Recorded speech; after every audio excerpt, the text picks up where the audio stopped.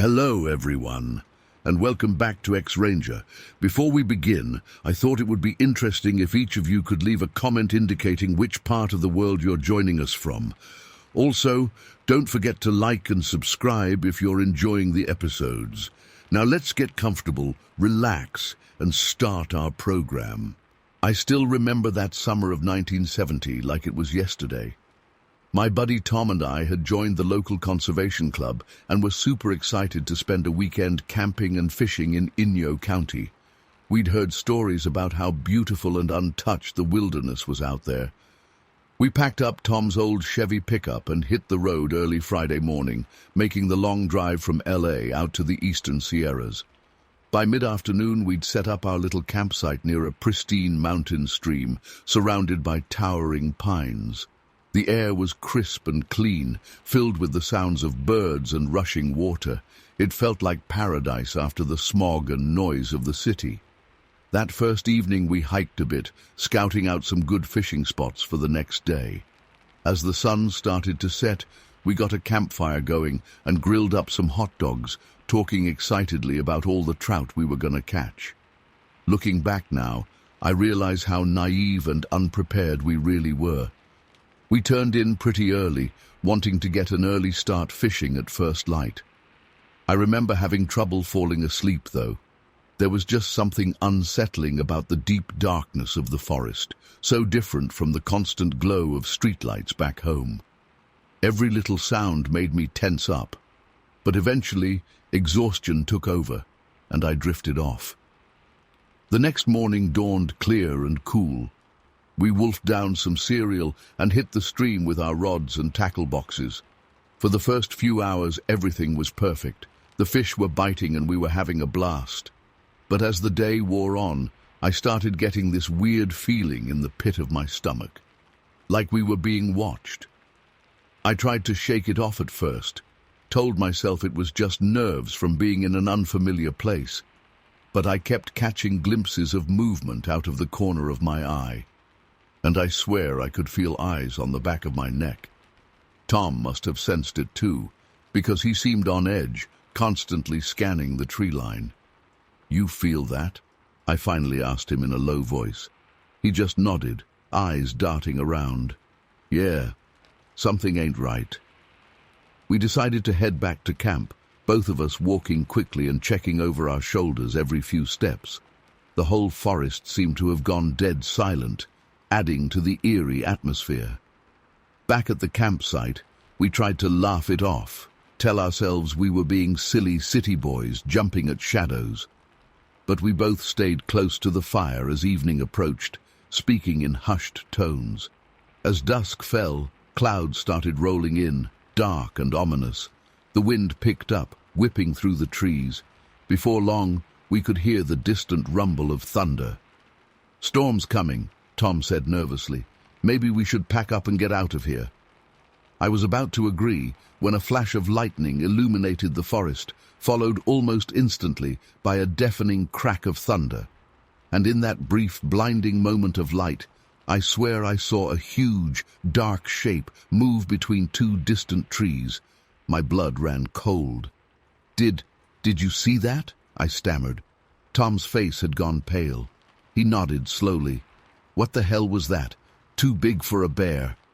Before we could say anything else, an unearthly sound echoed through the woods. It was like nothing I'd ever heard before, a deep, guttural growl that seemed to vibrate the very air around us. The hair on the back of my neck stood straight up. We both jumped to our feet, hearts racing. Another flash of lightning, another glimpse of that massive shape, closer this time. It had to be at least 8 feet tall, maybe more. "Jesus Christ," Tom whispered. "We gotta get out of here, man." But as we turned to grab our gear, we heard the unmistakable sound of branches snapping, way up high in the trees, much higher than any normal animal could reach. The noises were getting closer, circling our campsite. Panic took over. We abandoned everything except our car keys and flashlights, scrambling towards the truck. The wind was howling now, rain starting to pour down in sheets. Lightning flashed constantly, the thunder so loud it felt like the ground was shaking. I'll never forget the terror of that mad dash through the dark forest. Every shadow seemed to move, every sound a potential threat. We could hear heavy footsteps crashing through the underbrush behind us, getting closer and closer. We finally reached the truck and dove inside, fumbling with shaking hands to get the key in the ignition. As Tom cranked the engine, I looked out the rear window and let out a scream. There, illuminated by a flash of lightning, was a massive, ape-like figure. It was covered in dark fur, with long arms that nearly reached the ground. But it was the face that haunts my nightmares to this day. A mix of ape and human features, with glowing eyes that seemed to stare right into my soul. Tom floored it, tires spinning in the mud, before finally finding purchase. We fishtailed down the dirt road, both of us yelling incoherently. I kept looking back, expecting to see that thing chasing us, but there was nothing but darkness and rain. We didn't stop driving until we hit the main highway, both of us shaking and on the verge of hysterics. We argued about whether to report it to the police or park rangers, but in the end, we were too afraid of not being believed. Who would take two young guys seriously, claiming they saw some kind of monster in the woods? It's been over 50 years now, and I've never been camping since. I still have nightmares sometimes, still wake up in a cold sweat hearing that inhuman growl. Tom and I drifted apart over the years. I think we both wanted to forget that night, to pretend it never happened. But I know what I saw. And sometimes, on stormy nights when the wind howls through the trees, I swear I can feel those eyes watching me again. Whatever that thing was out there in Inyo County, I hope to God it stays in the deep, dark woods where it belongs. Oh, story 2. I never believed in Bigfoot or any of that cryptozoology stuff. It all seemed like nonsense cooked up to sell merchandise and get clicks online. But after what happened to me and my friends back in September 1975, I can't explain away what we saw. It shook me to my core and changed how I view the world. I was 19 at the time, a sophomore at the University of Idaho. A group of us decided to do a weekend cycling trip up to Buffalo Hump, this remote mountainous area north of the Salmon River. There were 6 of us total, me, my roommate Jake, and 4 other guys from our dorm. We were all pretty fit from riding our bikes around campus, but this was our first real multi-day trip into the backcountry. The plan was to ride up on Friday afternoon, camp for 2 nights near Kelly Lake, and then head back on Sunday. It was about a 50-mile ride each way on mostly dirt forest service roads. We packed light, just some basic camping gear, food and water. The weather forecast looked perfect, clear skies and mild temperatures. The ride up on Friday was tough but beautiful. As we climbed higher into the mountains, the views got more and more spectacular. By late afternoon, we made it to our campsite near Kelly Lake. It was a picture-perfect alpine setting, crystal clear water surrounded by towering pines and craggy peaks. We set up our tents, cooked some food on our little camp stoves, and sat around swapping stories as the sun set. Saturday was spent exploring the area, fishing in the lake, and just enjoying being out in nature. It was so peaceful up there, miles from civilization. That night we had a small campfire going and were roasting marshmallows. Jake was in the middle of telling some dumb joke when suddenly we heard a loud crashing sound coming from the forest maybe 100 yards away. We all froze and looked at each other. "Probably just a deer or something," I said, trying to reassure everyone. But then we heard it again, closer this time. It sounded big, way bigger than a deer. The crashing was accompanied by the snapping of branches, like something massive was moving through the underbrush. My heart started racing. I'd been in the woods plenty of times before, but I'd never heard anything like this. We all instinctively huddled closer to the fire, eyes straining to see into the darkness beyond its glow. That's when we saw it. On a rocky outcropping about 50 yards away, silhouetted against the night sky, was a huge figure. It was standing upright on 2 legs, but it was massive, at least 8 feet tall and incredibly broad. The firelight glinted off 2 eyes that seemed to be staring right at us. For a moment, we all just sat there in stunned silence. Then Jake whispered, "Holy shit, is that a bear?" But we all knew it wasn't a bear. Bears don't stand upright like that, and this thing was way too big. As if sensing our attention, the creature suddenly let out a bone-chilling roar that echoed across the lake. It was unlike anything I'd ever heard before, not quite human, not quite animal. My blood ran cold, and every hair on my body stood on end. Panic set in, and we all started yelling and grabbed whatever we could to make noise, pots, pans, anything. The giant figure seemed startled by our reaction.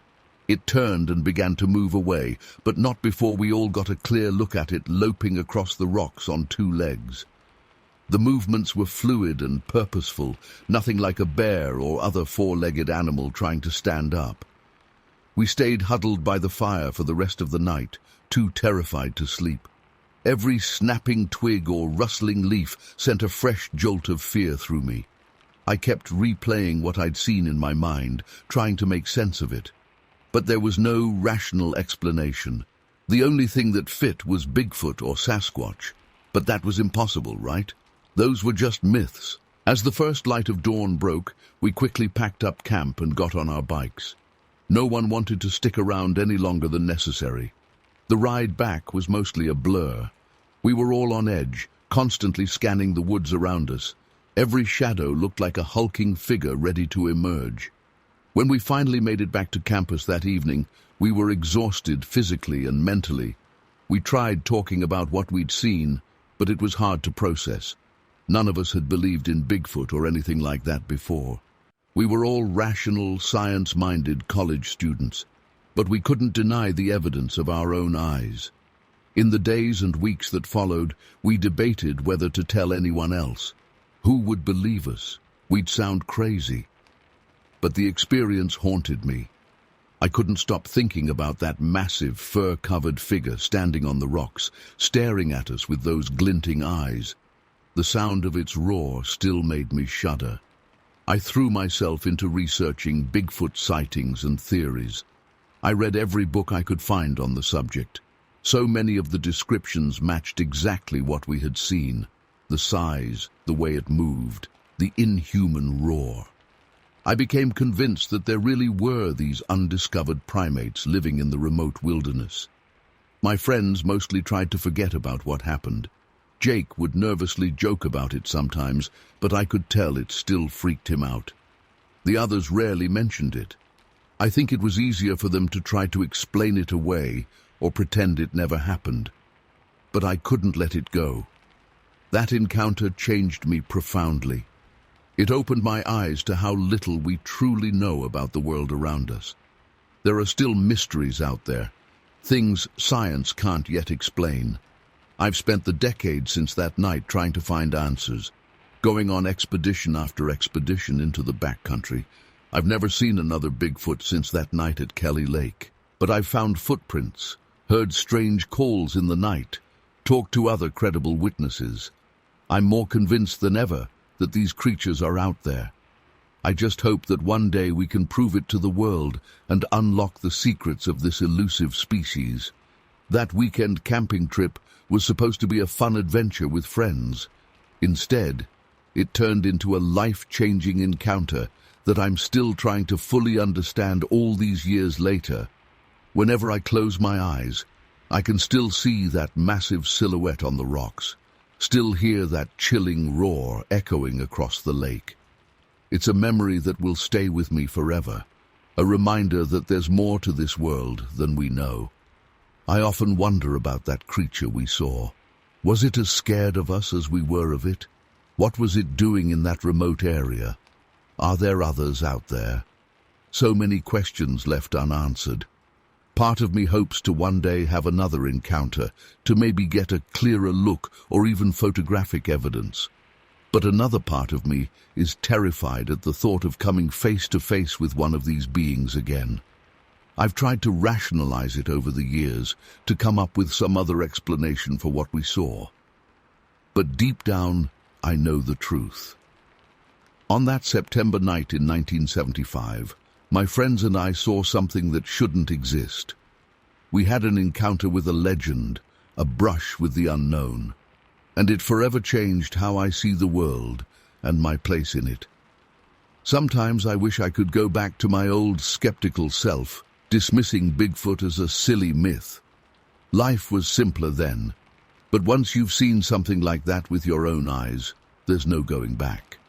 That's the burden I carry now, the knowledge that there are things in this world beyond our understanding, creatures that lurk in the shadows of the wilderness. I still love being out in nature, still go camping and hiking whenever I can, but I'll never again feel truly alone in the woods. There's always that lingering awareness now, that sense that something might be watching from just beyond the tree line. That massive, fur-covered figure is seared into my memory, a reminder of the mysteries that still exist in our world. To this day, I've never felt anything quite like the primal fear I experienced that night. It was a visceral, instinctive reaction to coming face to face with something outside the realm of what we consider possible. I gained a new respect for the power of nature and the vastness of the unknown. I know most people will never believe my story. I've gotten used to the skeptical looks and dismissive comments when I talk about it, but I know what I saw. My friends and I experienced something profound that night, something that defies conventional explanation. And while it may have been terrifying in the moment, I'm grateful for the perspective it's given me. So that's my story. A simple camping trip that turned into a life-altering encounter with the unexplained. I don't expect anyone to believe me, but I felt compelled to share it. Maybe someone out there has had a similar experience. Or maybe it will inspire others to keep an open mind about the mysteries that still exist in our world. All I know is that I'll never forget that night by Kelly Lake, when the impossible became real and changed me forever. Story 3. I'll never forget that hunting trip in Idaho County back in September '74. It was supposed to be a routine expedition. Me, my buddy Lewis, and 8 other guys heading out into the wilderness for a week of deer hunting. We had it all planned out, 20 horses to carry our gear and any game we bagged, plenty of supplies, the works. But what happened out there in those woods? It still gives me chills to this day. We'd been out there for a couple days already, setting up camp and scouting the area. Everything seemed normal at first. But on the 3rd morning, Louis and I headed out at dawn to check some trails we'd spotted the day before. That's when things started to get weird. As we rode through the forest, I noticed how eerily quiet it was. Now, I've spent plenty of time in the backcountry, so I'm used to the sounds of nature. Birds chirping, small animals scurrying about, wind in the trees. But this was different. It was like someone had hit a giant mute button on the whole forest. No birds, no rustling, nothing. Just this oppressive silence pressing in all around us. I glanced over at Louis and could tell he felt it too. He had this uneasy look on his face as his eyes scanned the trees. Our horses were on edge as well, twitching their ears and snorting nervously. These were experienced trail horses, not easily spooked. But something had them real worked up. "You hear that?" Louis whispered. I shook my head. "I don't hear anything. That's what's freaking me out."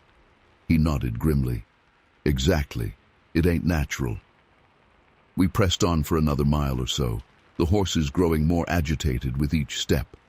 I was just about to suggest we turn back when Louis suddenly reined in his horse, eyes wide.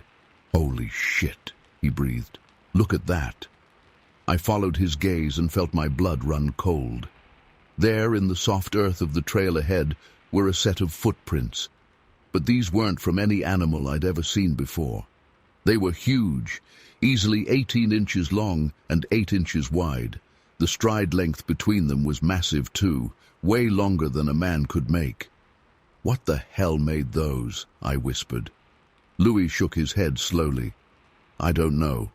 But it sure as hell wasn't no bear." Look at the shape. 5 toes, just like a human foot, but huge. We dismounted to get a closer look, and I felt a chill run down my spine. Louis was right. The prints were unmistakably foot-shaped, but impossibly large. And they were fresh, too, the edges still crisp in the damp soil. "Should we follow them?" I asked uncertainly.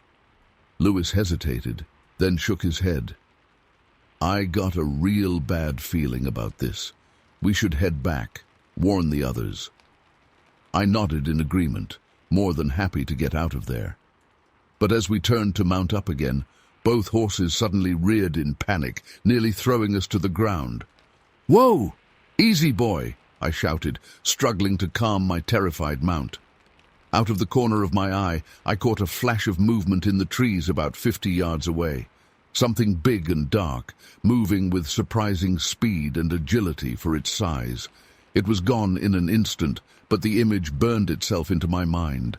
We managed to get the horses under control and hightailed it back to camp as fast as we dared on the narrow trail.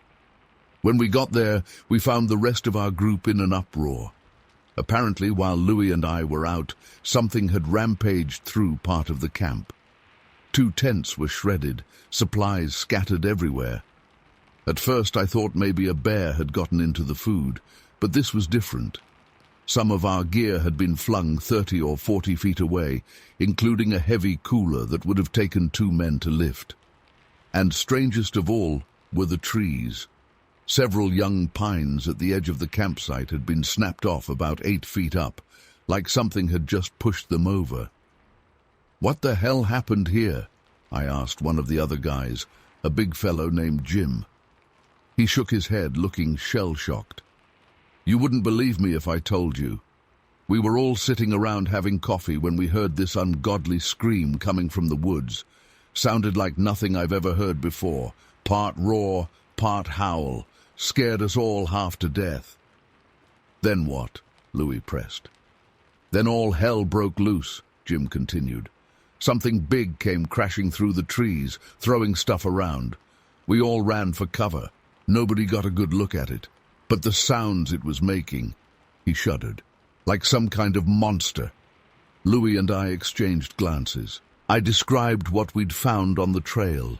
The silence, the footprints, the glimpse of something in the woods. The color drained from Jim's face as he listened. "Jesus," he muttered. "What do you think it was?" I shook my head. "I don't know. But whatever it is, it's big, it's strong, and it doesn't seem too happy we're here." We spent the next hour regrouping, assessing the damage, and debating what to do. Some of the guys wanted to pack up and leave immediately. Others, including Jim, wanted to try and track whatever it was, maybe get a picture. Louis and I were torn. Part of me was scared shitless and ready to bolt, but another part was intensely curious about what we'd encountered. In the end, we decided to stay one more night, but move our camp to a more open area nearby where we'd have better visibility. We also set up a watch rotation, with 2 guys on alert at all times. I volunteered for the first shift with Louis. As darkness fell, the usual nighttime sounds of the forest gradually returned, crickets chirping, the occasional hoot of an owl. But there was still a tension in the air, like the woods were holding their breath. Louis and I sat by the fire, rifles across our laps, scanning the tree line for any sign of movement. "You really think it'll come back?" Louis whispered. I shrugged. "Who knows? But better safe than sorry." We sat in silence for a while, both lost in our own thoughts. Then, sometime around midnight, the quiet was shattered by that same blood-curdling scream Jim had described. It echoed through the hills, setting my hair on end. It sounded like it came from about a half-mile away, but in the still night air, it felt much closer. Louis and I leapt to our feet, as did several others who'd been startled awake by the sound. We stood frozen, listening intently. For several long minutes, there was nothing but silence. Then we heard it, the rhythmic thuds of something very large moving through the forest, heading in our direction. "Wake everyone up," I hissed to Louis. "Get ready to move." But before we could rouse the whole camp, all hell broke loose. There was a tremendous crash as something burst through the tree line on the far side of our clearing. In the dim firelight, I caught glimpses of a massive hair-covered form charging straight at us. It moved with terrifying speed for its size, crossing the clearing in seconds. Panic erupted as everyone scrambled for weapons or horses. I raised my rifle and fired off 2 quick shots, more out of reflex than any real aim. The creature roared, a deafening primal sound that froze the blood in my veins. Then it was among us, scattering men and equipment like toys. I caught a fleeting glimpse of a huge ape-like face with gleaming eyes before something struck me hard in the chest, sending me flying backwards. I slammed into a tree trunk, the impact driving the air from my lungs. Dazed, I struggled to my feet as chaos reigned around me. Men were shouting and firing wildly. Horses screamed in terror, several breaking free and bolting into the night. Through it all, I heard the creature's roars and the sounds of destruction as it rampaged through our camp. It was over almost as quickly as it began. There was a final ear-splitting howl, then the sound of something large crashing away through the underbrush.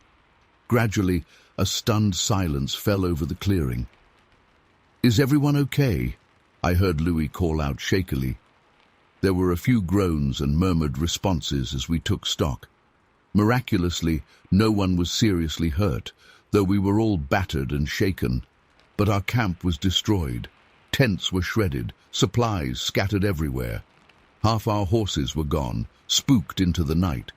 As we huddled around the remains of our fire, no one quite knew what to say. We'd all seen it, felt its terrifying presence, but it seemed impossible to put into words. What was that thing?" Jim finally asked, his voice barely above a whisper. I shook my head slowly. "I don't know, but I think we all know it wasn't a bear." There was a long silence as we all grappled with the implications of what had just happened. Finally, Louis spoke up. "We need to get out of here. First light, we pack up whatever's left and head back to civilization." No one argued. We spent a tense, sleepless night huddled together, jumping at every sound from the surrounding forest. But the creature didn't return. As soon as the sky began to lighten, we gathered what supplies we could salvage and set out. The trip back was a blur of exhaustion and frayed nerves. We rode double on the remaining horses, pushing as hard as we dared to put distance between us and whatever that thing had been. It was late afternoon by the time we finally reached the nearest town. We must have looked like hell, dirty, bruised, wild-eyed. The local sheriff listened to our story with obvious skepticism, though he did send a couple deputies out to check the area. They found our destroyed campsite, but no sign of the creature. In the years since, I've thought about that night countless times. I've read about other encounters, looked at blurry photos and debated with skeptics online, but I know what I saw, what we all experienced. Something is out there in those mountains, something big, powerful, and unknown to science. I've never gone back to those woods, but sometimes, on quiet nights, I still hear that roar in my dreams. And I wonder if somewhere out there, that creature is still roaming free, waiting for the next unlucky group of humans to stumble into its territory. Story 4. I'll never forget that scorching summer day in Oroville back in '69. It was July 12th, and I had taken my boy Kevin out to explore some of the old abandoned buildings on the outskirts of town. We brought our 2 hunting dogs along, figuring they could use the exercise. The heat was oppressive that afternoon, the kind that makes your clothes stick to your skin. Kevin was only 10 at the time, but he loved tagging along on my little adventures. I worked construction, so I had a fascination with old structures, always wondering about the stories they could tell. We drove out past the edge of town in my beat-up pickup, bumping down an overgrown dirt road until we came upon this dilapidated old barn. The weathered wood was bleached grey from years in the California sun. Vines crept up the sides, nature slowly reclaiming the building. "What do you think, Kev? Should we check it out?" I asked, cutting the engine. He nodded eagerly, already opening his door before I could even unbuckle. The dogs started barking excitedly in the truck bed, tails wagging as I lowered the tailgate to let them out. As we approached the barn, I got an uneasy feeling in the pit of my stomach. Something just felt off. The dogs seemed to sense it too. Instead of bounding ahead like usual, they stuck close to our legs, hackles slightly raised. I chalked it up to the eerie atmosphere of the abandoned property. Still, I found myself moving more cautiously as we neared the sagging barn doors. "Stay behind me, son," I said, pushing one of the heavy doors open with a loud creak. The interior was dim and musty, shafts of sunlight filtering through gaps in the roof. Dust motes danced in the beams of light. Old farm equipment lay scattered about, rusted and broken. The floorboards groaned under our feet as we ventured further inside. That's when I heard it, a low, rumbling growl coming from the shadowy back corner of the barn. The dogs froze, ears pricked forward. "Dad?" Kevin's voice quavered. I put my arm out protectively, scanning the gloom. "It's all right, just stay behind me," I said, trying to keep my own voice steady. Another growl, louder this time. I could see movement in the shadows. Then it emerged into a patch of light, and I felt the blood drain from my face. Standing before us was the most terrifying creature I've ever laid eyes on. It was enormous, at least 8 feet tall, with a vaguely human shape.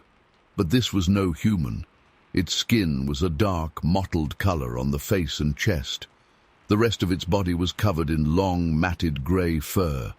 The face was a nightmarish blend of ape and human features, a broad, flat nose, deep-set eyes that gleamed with intelligence, and a heavy brow ridge. But the most disturbing part was its chest. 2 large, pendulous breasts hung down to its navel, swaying slightly as it moved. It was undeniably female, but in the most unnatural, horrifying way. The thing's arms were unnaturally long, nearly brushing the floor as it stood hunched over. Its hands ended in thick, dirty claws. For a moment, we all stood frozen, me, Kevin, the dogs, and this monstrous being. I could hear Kevin's panicked breathing behind me. The dogs were trembling, tails tucked between their legs. Then the creature let out a bone-chilling roar and lurched toward us with shocking speed. Its gait was awkward and loping, those long arms swinging as it moved. I didn't even think, just grabbed Kevin and ran. "Go, go, go!" I yelled, shoving him ahead of me toward the barn doors. The dogs bolted past us, yelping in terror. I risked a glance over my shoulder and immediately wished I hadn't. The thing was gaining on us fast, covering ground with those huge strides. I could smell its musty animal odor.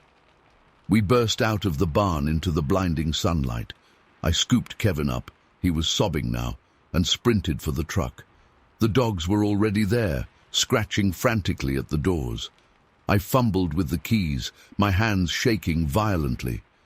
Come on," I muttered, finally managing to unlock the doors. I tossed Kevin into the passenger seat and the dogs scrambled into the back. Just as I slammed my own door, a massive furry arm smashed against my window. I yelled in shock, jamming the key into the ignition. The engine roared to life and I floored it, tires spraying dirt as we fishtailed onto the road. In the rearview mirror, I could see the creature loping after us for a few hundred yards before it veered off into the woods. My heart was pounding so hard I thought it might burst out of my chest. Kevin was curled up in the passenger seat, still crying. The dogs whimpered in the back. I drove in a daze, hands clenched white-knuckled on the steering wheel. When we got home, I sat in the driveway for a long time, trying to process what had just happened. How could I possibly explain this to anyone? Who would believe us? In the end, I decided to keep it to ourselves. I made Kevin promise not to tell anyone, not even his mother. I was afraid people would think we were crazy. Hell, I was half convinced I was crazy myself. But I know what I saw that day. That creature was real, as impossible as it seems. Sometimes I still wake up in a cold sweat, remembering those inhuman eyes staring into mine. I've never gone back to that old barn. I avoid that whole area of town now. But I often wonder, is that thing still out there? Are there more like it? One thing's for certain, I'll never look at the woods the same way again. There are things out there beyond our understanding, and sometimes it's better not to go looking for them. I've carried this secret for over 50 years now. Kevin and I never speak of it, but I can see in his eyes that he remembers too. Some experiences change you forever, leaving scars that never fully heal. I'm an old man now, and I've decided it's time to share my story. Maybe someone out there has seen something similar. Maybe I'm not alone in carrying this burden. All I know is that the world is stranger and more terrifying than most people realize. There are monsters hiding in the shadows, just beyond the edge of civilization. And sometimes, if you're not careful, you might just stumble upon them. I often find myself staring out at the woods behind my house, especially at dusk when the shadows grow long. Part of me is always on alert, watching for any sign of movement, any hint of that lumbering gait. The encounter changed me in ways I'm still discovering. I became more protective of Kevin, more cautious about venturing into unknown territory. Our hunting trips became less frequent, and when we did go, I was always hyper-aware of our surroundings. The dogs were never the same either. They became skittish, barking at shadows and refusing to go near the woods. We eventually had to rehome them with my brother in the city. They just couldn't handle rural life anymore. I've spent countless hours researching, trying to find any explanation for what we saw. Bigfoot sightings, local legends, even obscure mythological creatures. But nothing quite matches up to that terrifying female being we encountered. Sometimes I wonder if I should have reported it to the authorities. But what would I have said? "Officer, I saw a giant hairy woman with pendulous breasts in an abandoned barn." They would have laughed me out of town. And yet, the guilt of staying silent gnaws at me. What if that thing hurt someone else? What if there are more out there? But then I remind myself, who would believe me anyway? I've become something of an amateur cryptozoologist over the years, poring over books and websites about unexplained creatures. It's a way to feel less alone, I suppose. To know that others have had encounters they can't explain. But none of it compares to the visceral terror of that day. The sight, the smell, the sound of that creature's roar. It's all seared into my memory with perfect clarity. I've never told my wife, how could I? She'd think I'd lost my mind. So I carry this secret, this burden, alone. Well, not entirely alone. Kevin knows. But we have an unspoken agreement never to discuss it. Sometimes I catch him looking at me with a question in his eyes. I know he wants to talk about it, to try to make sense of what we saw. But I always change the subject. It's easier that way, to pretend it never happened. But late at night, when the house is quiet and dark, I can't escape the memories. I lie awake, replaying every detail, wondering what might have happened if we'd been a few seconds slower getting to the truck. I've had recurring nightmares for years. I'm back in that barn, but this time I can't move. I'm paralyzed as the creature lumbers towards me, those inhuman eyes boring into mine. I always wake up in a cold sweat, heart racing. The experience has made me question everything I thought I knew about the world. If something like that can exist, what other impossible things might be out there? It's both terrifying and oddly thrilling to consider. I've become more open-minded in my old age, more willing to consider possibilities outside the realm of normal science. But I'm also more cautious, more aware of the potential dangers lurking in the unknown. As I sit here writing this, I can't help but glance out the window, scanning the tree line. Part of me hopes that by sharing my story, I might find some closure, some way to finally put this experience behind me. But another part of me knows that's impossible. You don't just forget something like that. It becomes a part of you, changing the very way you see the world. So I'll continue to watch the woods, to listen for any strange sounds in the night. And I'll carry this secret with me to my grave, always wondering what other mysteries might be hiding just beyond our understanding. If you're reading this, I implore you, be careful out there. The world is vast and full of unexplained wonders, but some of those wonders are better left undiscovered. Take it from someone who learned that lesson the hard way. And if you ever find yourself in Oroville, stay away from those old abandoned buildings on the outskirts of town. You never know what might be waiting inside. Story 5. The day started like any other on my journey. I woke up early, packed up my campsite, and hit the trail. The weather was perfect, warm but not too hot, with a gentle breeze rustling through the trees. I hiked for several hours, taking in the stunning views of the dense forest and rugged mountains. As evening approached, I found a nice clearing to set up camp for the night. I got my tent pitched and started preparing dinner over a small campfire. The sun was starting to set, casting long shadows through the trees. That's when I first noticed something odd out of the corner of my eye. At first, I thought it was just a tree stump or oddly shaped rock that I hadn't paid attention to before. But then I saw it move. My heart started racing as I slowly turned to get a better look. About 50 yards away, partially obscured by some bushes, was what I initially thought must be a bear cub.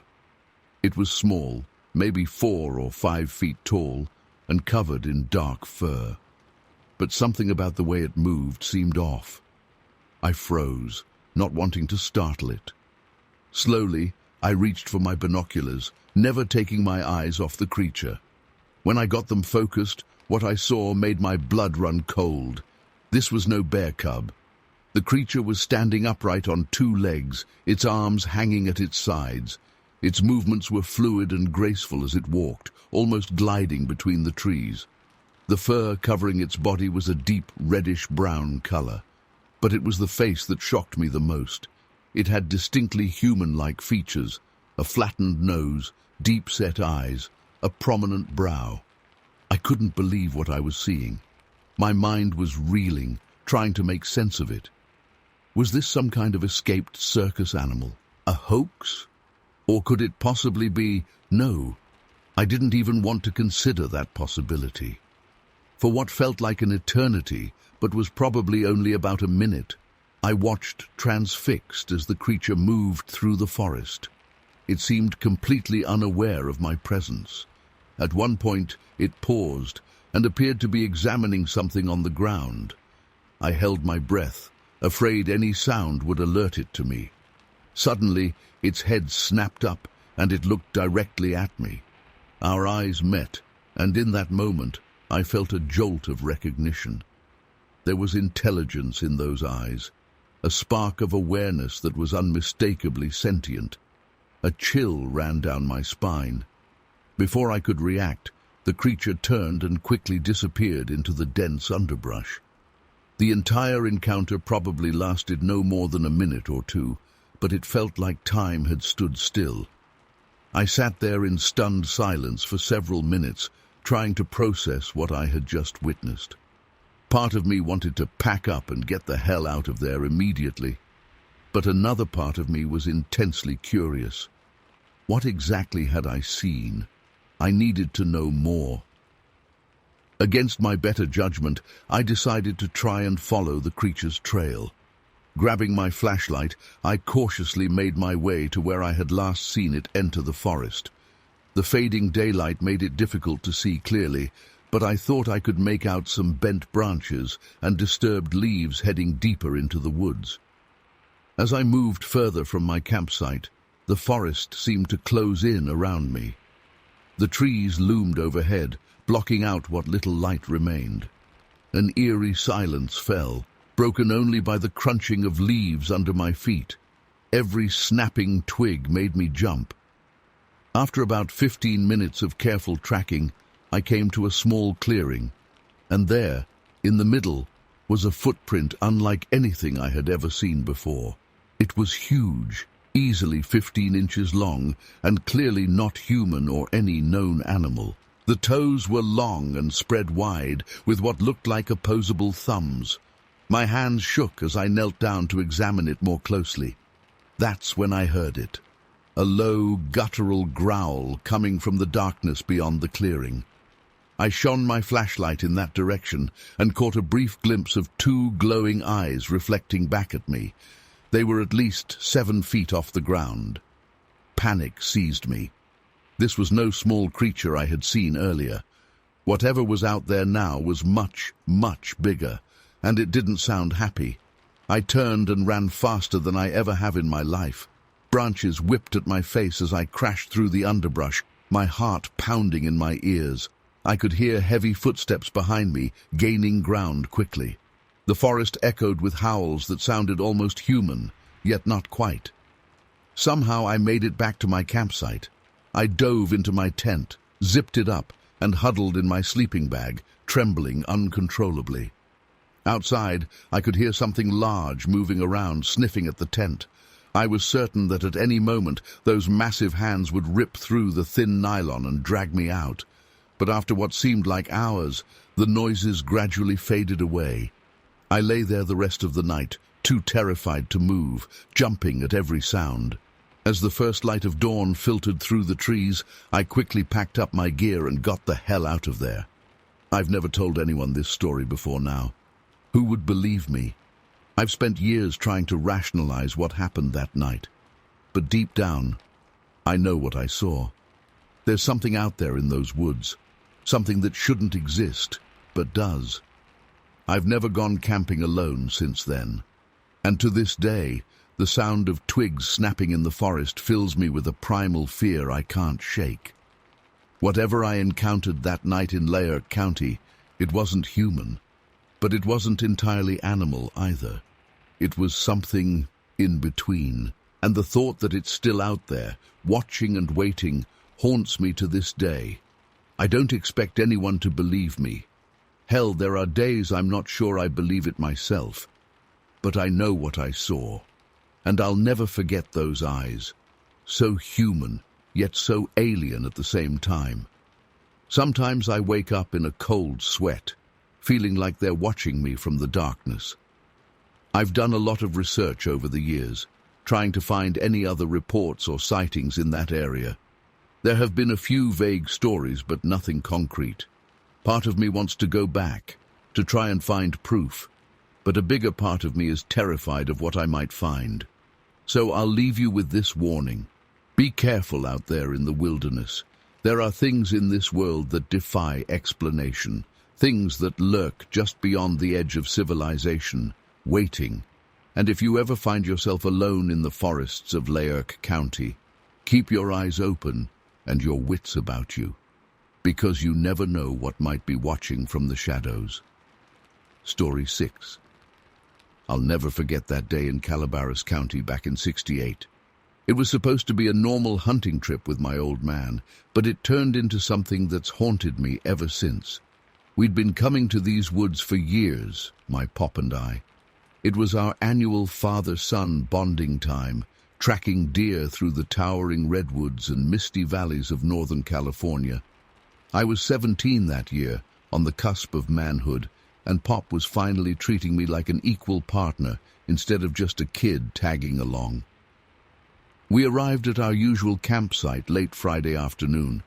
After setting up the tent and getting a fire going, we cracked open a couple beers and started planning our strategy for the next day's hunt.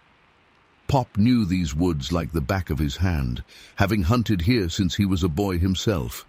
He pointed out some likely spots on our tattered topographic map where we might find a nice buck. As the sun started to set, casting long shadows through the trees, I offered to go gather some more firewood before it got too dark. Pop nodded, tossing me the hatchet. "Don't go too far and holler if you need anything," he said gruffly. I set off down the narrow dirt trail leading away from our camp, my boots squelching in the damp earth. It had rained earlier in the week, leaving everything muddy and slick. The rich, loamy scent of decaying leaves filled my nostrils as I breathed in the crisp autumn air. About a quarter-mile down the path, I veered off into a small clearing to gather some fallen branches. The forest was eerily quiet, no birds singing, no squirrels chattering, just the soft whisper of wind through the treetops far above. As I bent to pick up a thick oak branch, the hairs on the back of my neck suddenly stood up. I had the distinct feeling I was being watched. Straightening up slowly, I peered into the deepening gloom between the trees. Nothing moved, but I couldn't shake the sensation of unseen eyes boring into me. My heart started to race. I quickly gathered an armful of wood and practically ran back to camp, glancing nervously over my shoulder the whole way. Pop noticed my agitation when I got back. "Everything all right, son?" he asked, eyebrow raised. I hesitated, not wanting to sound like a scared little kid. "Yeah, just got a weird feeling out there, like something was watching me." He nodded sagely. "Trust those instincts. These woods can play tricks on you, but your gut usually knows when something ain't right." We sat in silence for a while after that, listening to the crackle of the fire and the distant hoot of an owl. The next morning dawned clear and cold. After a hearty breakfast of bacon and eggs, we shouldered our packs and rifles and set out. Pop led the way, moving with the quiet grace of a seasoned woodsman. I followed in his footsteps, trying to mimic his silent tread.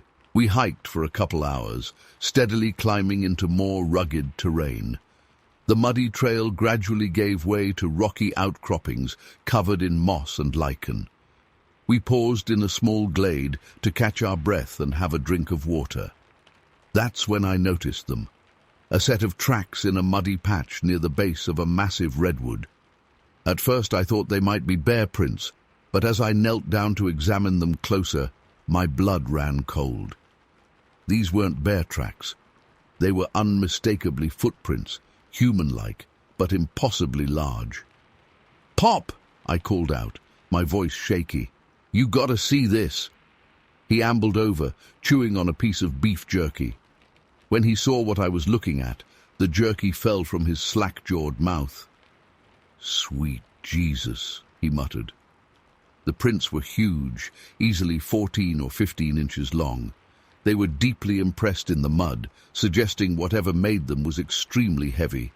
And they were fresh, couldn't have been more than a few hours old. But the truly chilling part was the direction they were heading. The tracks followed the exact path we had taken from our campsite that morning. In some places, they even overlapped our own boot prints. Whatever this thing was, it had been right behind us, possibly even watching us as we hiked. Pop and I exchanged wide-eyed looks of disbelief. Neither of us wanted to say what we were both thinking, because it was impossible. It had to be. And yet, "We should head back to camp," Pop said quietly, his usual gruff confidence noticeably absent. I nodded mutely, suddenly very aware of how exposed we were. We started to retrace our steps, moving much faster than before. I couldn't help scanning the trees around us, half expecting to see some monstrous shape lurking in the shadows. The once peaceful forest now felt oppressive and menacing. About halfway back to camp, we came across more tracks. These veered off the trail and into the dense underbrush. Without a word, Pop shouldered his rifle and followed them. I hesitated for a moment before falling in behind him. We pushed through thick ferns and brambles, following the massive footprints. They led us to a small stream bed, where the creature had apparently stopped to drink. The mud around the water's edge was churned up, and several saplings had been snapped like twigs. That's when we heard it, a low, rumbling growl that seemed to come from everywhere and nowhere at once. It was unlike anything I'd ever heard before, Not quite animal, but definitely not human.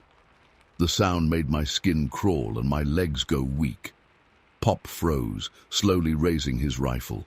His eyes darted back and forth, searching for the source of that unearthly noise. I fumbled with my own gun, my hands shaking so bad I could barely hold it steady. Another growl, closer this time. Then a crash of underbrush off to our right. Something big was moving through the forest, heading our way fast. Pop spun towards the sound, his rifle at the ready. What happened next is still a blur in my mind. I caught a glimpse of something massive and hair-covered bursting from the bushes. Pop fired, the boom of the rifle deafening in the confined space. There was a roar of pain and fury. Then Pop was shouting at me to run. I took off, crashing through the forest in blind panic. Branches whipped at my face and thorns tore at my clothes, but I barely felt them. All I could hear was my own ragged breathing and the pounding of my heart. I don't know how long I ran. Eventually I burst out onto the trail and saw our campsite ahead. I sprinted for the tent, diving inside and curling into a ball, shaking uncontrollably. It was full dark by the time Pop made it back. He looked shell-shocked, his clothes torn and dirty. When I asked what happened after I ran, he just shook his head. "You wouldn't believe me if I told you," was all he said. We packed up camp that night and left at first light. Pop refused to talk about what we'd seen, and we never went hunting in those woods again. To this day, I'm not sure what exactly we encountered out there, but I know it was real, and it was terrifying. Sometimes I still have nightmares about those massive footprints and that bone-chilling growl. Whatever it was following us, hunting us, and I can't shake the feeling that someday, somehow, it might find me again. Story 7. I don't actually write fictional stories or create false accounts presented as true experiences.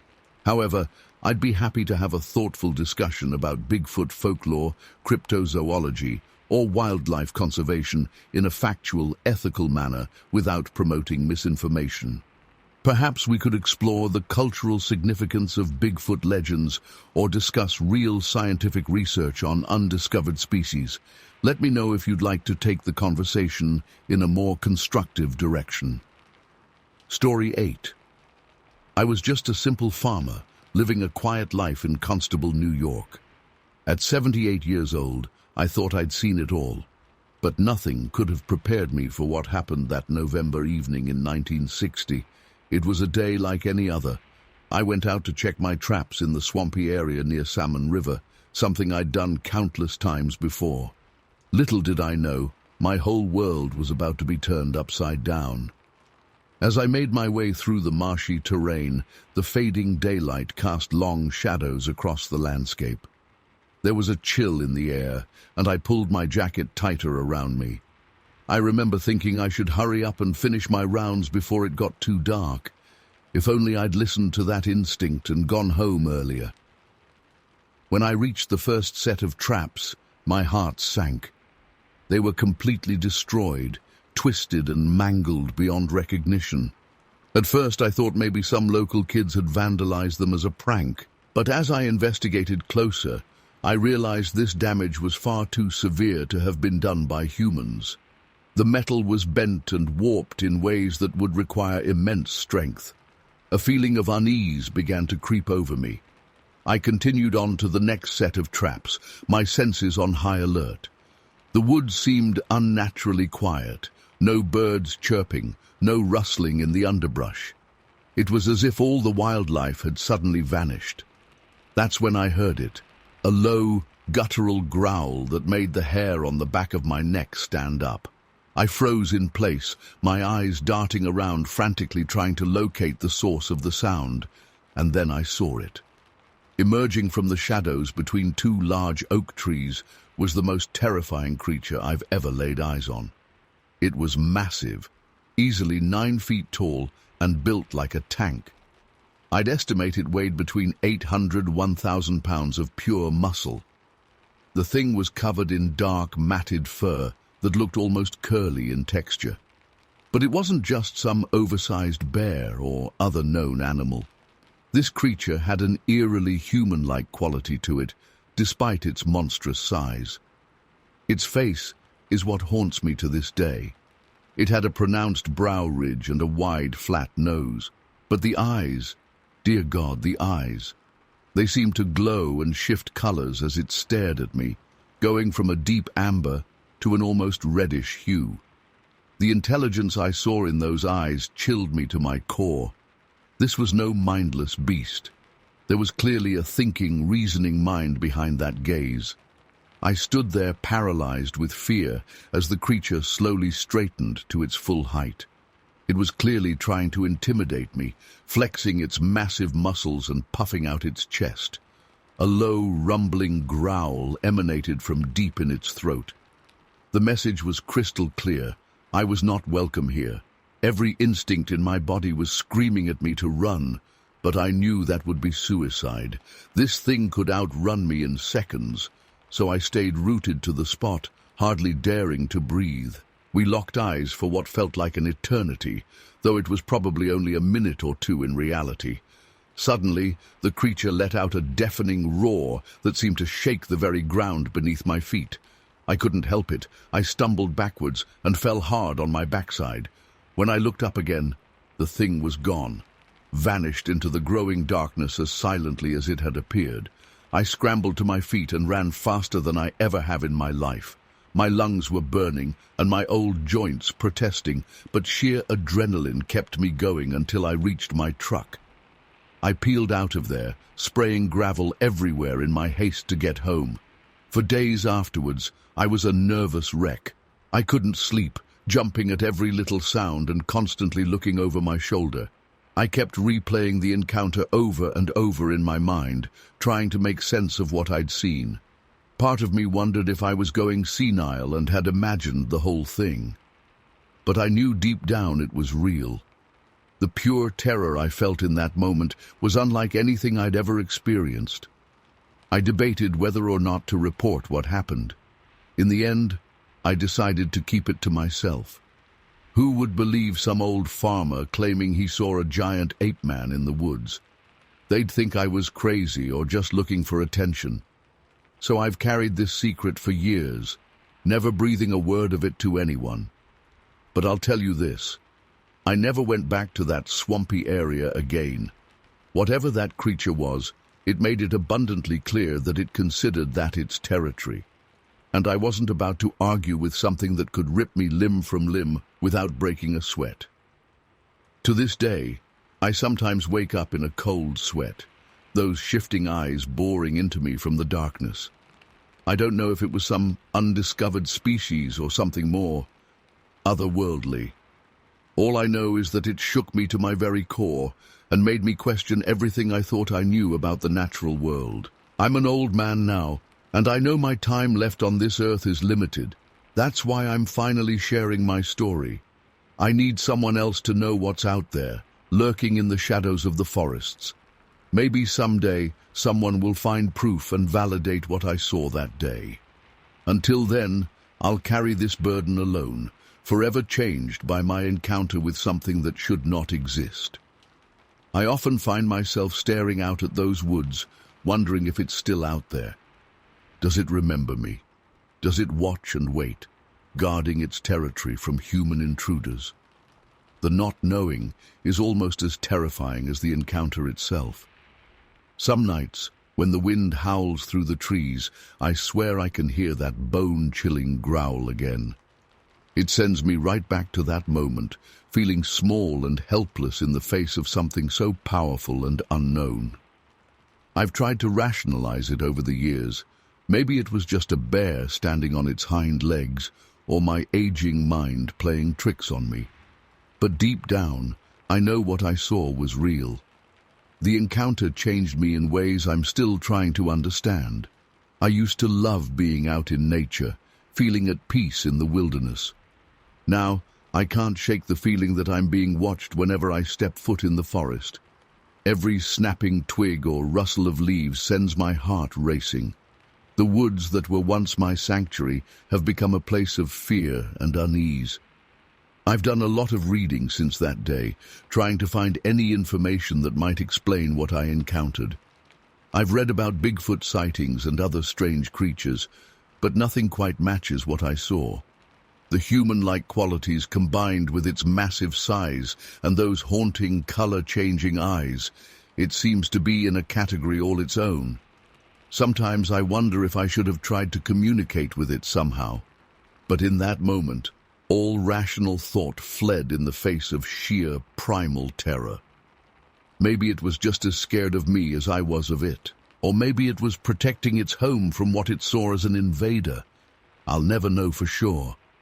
One thing I do know is that there are things in this world that defy explanation.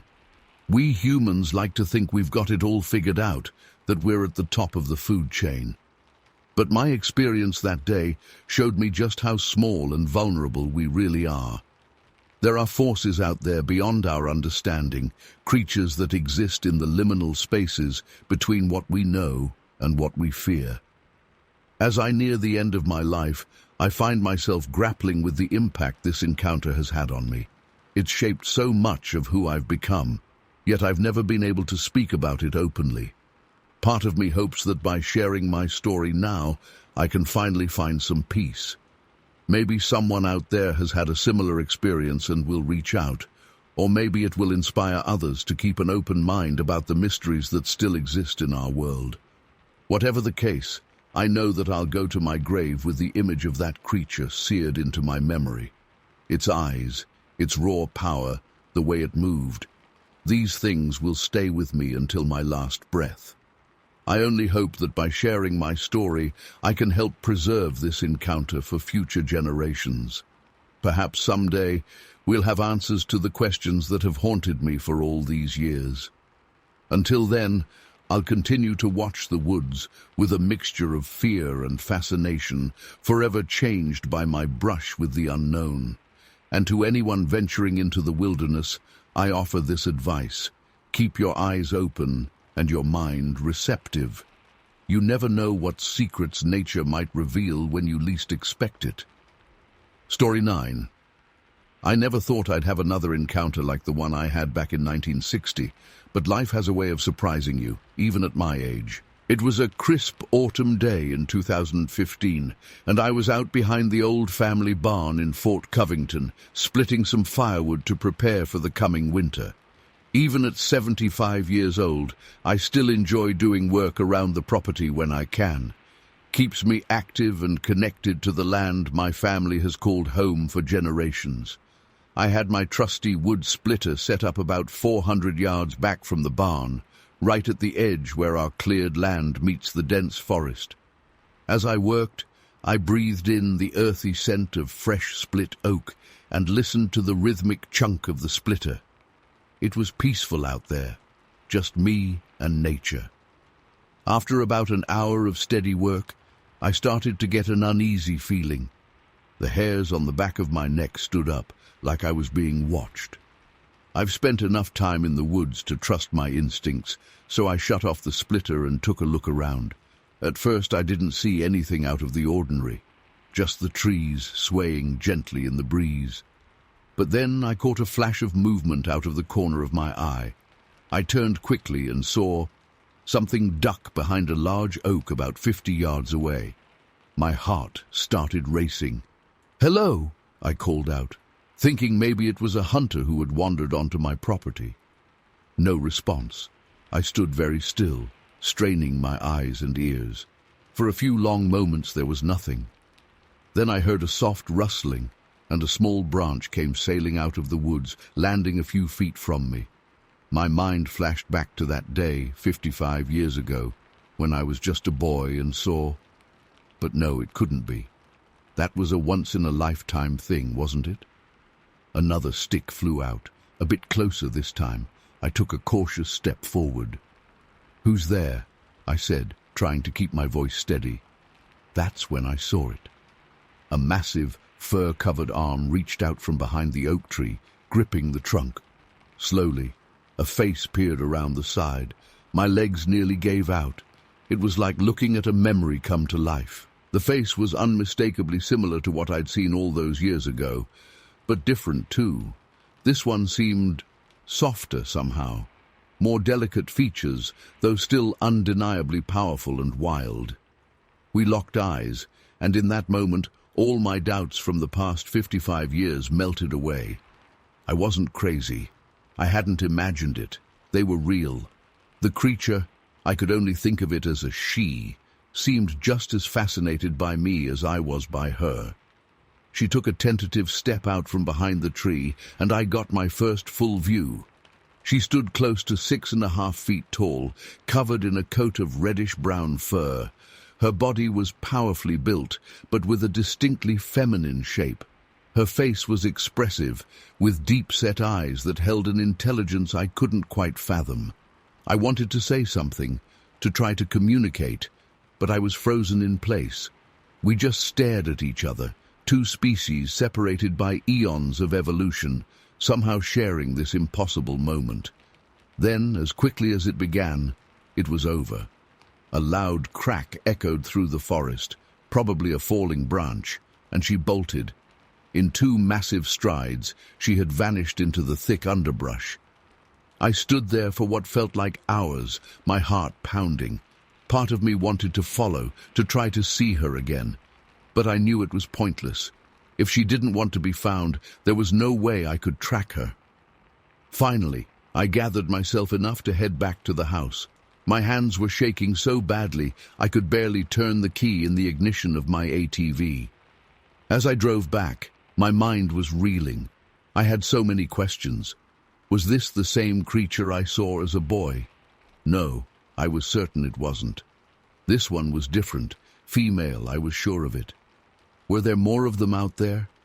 Had they been living in these woods all this time, right under our noses? I spent the rest of that day in a daze, barely able to focus on anything. I kept replaying the encounter in my mind, trying to cement every detail before it faded. That night, I lay awake for hours, listening to every creak and rustle outside my window. Part of me hoped to hear something, to get some sign that she was still out there. But the night remained quiet. In the days and weeks that followed, I found myself spending more and more time out by that wood splitter. I'd work for a while, then just sit and watch the tree line, hoping for another glimpse, another stick thrown my way. But she never showed herself again. I've thought long and hard about whether to share this story. I know how it sounds. If someone had told me this tale, I'd probably think they were crazy or lying. Hell, there were times over the years when I convinced myself that my first encounter was just the overactive imagination of a young boy. But I know what I saw. Both times. They're out there, these creatures, living their lives parallel to ours, only rarely letting themselves be seen. I don't know if they're some kind of undiscovered ape or something closer to human. I just know they're real. I'm an old man now, and I doubt I'll ever have another encounter like that. But I'll keep watching the woods, and sometimes when the wind is just right, I could swear I hear something moving out there, just beyond the trees. Watching. Waiting. Maybe someday they'll choose to reveal themselves to the world, but until then, they'll remain a mystery, one that I've been privileged to glimpse not once, but twice in my lifetime. I don't expect anyone to believe me, but I know what I saw, and I'll carry that knowledge with me for the rest of my days. Story 10. It was a crisp autumn morning, the kind where your breath hangs in the air and the leaves crunch underfoot. I set out at dawn, my trusty .22 rifle slung over my shoulder. The familiar scent of decaying leaves and damp earth filled my nostrils as I made my way deeper into the forest. I'd been walking for about an hour, keeping my eyes peeled for any movement in the trees, when I came to a small clearing near an old barbed wire fence. The vegetation was thick here, a tangle of bushes and low-hanging branches. As I scanned the area, something caught my eye, a large, dark shape, partially obscured by the foliage. At first, I thought it might be a wild turkey. We get some big ones out here, and from a distance their feathers can look almost black. I raised my rifle, peering through the scope to get a better look. That's when my blood ran cold. What I saw wasn't a turkey. It wasn't any animal I'd ever seen before. Rising up from behind a cluster of bushes was a massive, humanoid figure covered in thick black fur. My mind reeled, trying to make sense of what I was seeing. Was it a bear standing on its hind legs? But no, the proportions were all wrong. As I stood there, frozen in disbelief, a second figure emerged beside the first. This one was slightly smaller, with reddish-brown fur. They were both easily over 7 feet tall, with broad shoulders and long, powerful arms. For a moment, time seemed to stand still. I couldn't move, couldn't breathe. Then, as if sensing my presence, both creatures suddenly turned their heads in my direction. I caught a glimpse of dark, intelligent eyes set in faces that were somehow both ape-like and disturbingly human. In that instant, I knew without a doubt what I was looking at. Sasquatch, Bigfoot, the creatures of legend that I'd always scoffed at. Yet here they were, flesh and blood, standing less than 50 yards away from me. My finger twitched on the trigger of my rifle, but I couldn't bring myself to shoot. These weren't animals. They were something else entirely, something that shouldn't exist. Before I could fully process what was happening, both creatures dropped to all fours and took off running. I've never seen anything move so fast through such dense undergrowth. They crashed through the bushes and leaped over the barbed wire fence like it was nothing more than a blade of grass. I snapped out of my daze and sprinted after them, my heart pounding in my ears. But it was useless. By the time I reached the spot where they'd been standing, they were long gone. The only evidence of their passing was a few bent branches and some small, oddly shaped depressions in the soft, marshy ground. I spent the next hour combing the area, desperately searching for any sign of the creatures, but it was like they'd vanished into thin air. No tracks, no hair caught on the barbed wire, nothing. If it weren't for those few footprints in the mud, I might have convinced myself I'd imagined the whole thing.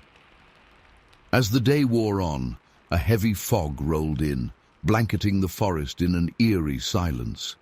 I couldn't shake the feeling that I was being watched. Every snapping twig or rustle of leaves made me jump. The woods I'd known all my life suddenly felt alien and threatening.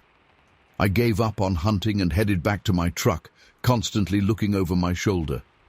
The weight of my rifle, which had always been a comfort, now felt useless in the face of what I'd seen. When I got home, I couldn't bring myself to tell anyone what had happened. Who would believe me? I've always been a rational person, not the type to buy into conspiracy theories or cryptid sightings. But now, everything I thought I knew about the natural world had been turned upside down. In the weeks that followed, I pored over every bit of Bigfoot lore I could find. I scoured maps of the area, trying to figure out where these creatures could be living undetected. I even went back to the spot a few times, hoping to catch another glimpse or find some concrete evidence. But there was nothing. As time passed, I started to question my own memory. Had it really happened? Could I have somehow mistaken a bear or some other animal for these mythical creatures? But every time I close my eyes, I can still see those faces, those eyes that seem to look right through me. I don't know why they were there that day, or where they went. I don't know if they're still out there, hiding in the shadows of the forest. But I do know that my world is forever changed. Every time I step into those woods now, I'm acutely aware that there are things out there beyond our understanding. I've debated whether to come forward with this story for months. Part of me wants to keep it to myself, to protect those creatures from the media circus and overzealous hunters that would surely descend if word got out. But another part of me needs to know if anyone else has seen them, if there's anyone out there who can help me make sense of what happened. So here I am, putting my story out into the world. I don't expect everyone to believe me. Hell, there are days I'm not sure I believe it myself. But I know what I saw that October morning, and I'll never look at those woods, or the world, the same way again. I've tried to go back to my normal life, to forget about that day. But I can't. Every rustle in the bushes, every unexplained sound in the night makes me wonder, are they out there? Are they watching? And most importantly, what else might be hiding in the dark corners of our world, just waiting to be discovered? I don't have any answers, only questions. But I know that somewhere out there, in the depths of the forest, there are creatures that shouldn't exist. And for better or worse, I'm one of the few who've seen them with my own eyes.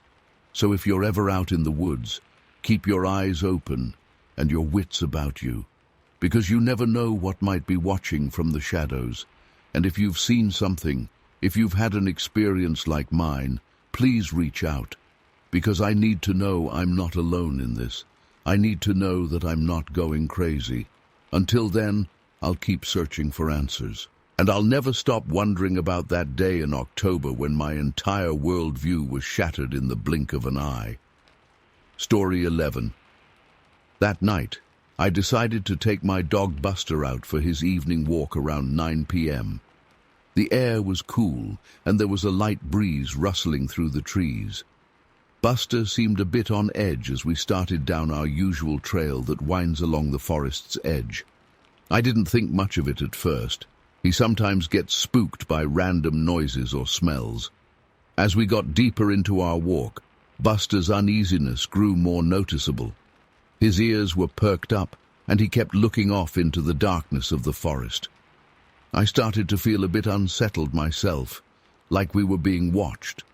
I chalked it up to my imagination running wild in the dark. About 15 minutes in, we reached a small clearing where the trail opens up a bit. That's when I saw it. A massive, hulking figure crouched down at the tree line about 50 yards ahead. At first I thought my eyes were playing tricks on me. It was dark, after all. But as my eyes adjusted, I could clearly make out the silhouette. It was huge, easily 7 or 8 feet tall, even in its crouched position. My heart started racing and I froze in place. Buster was rigid beside me, his hackles raised.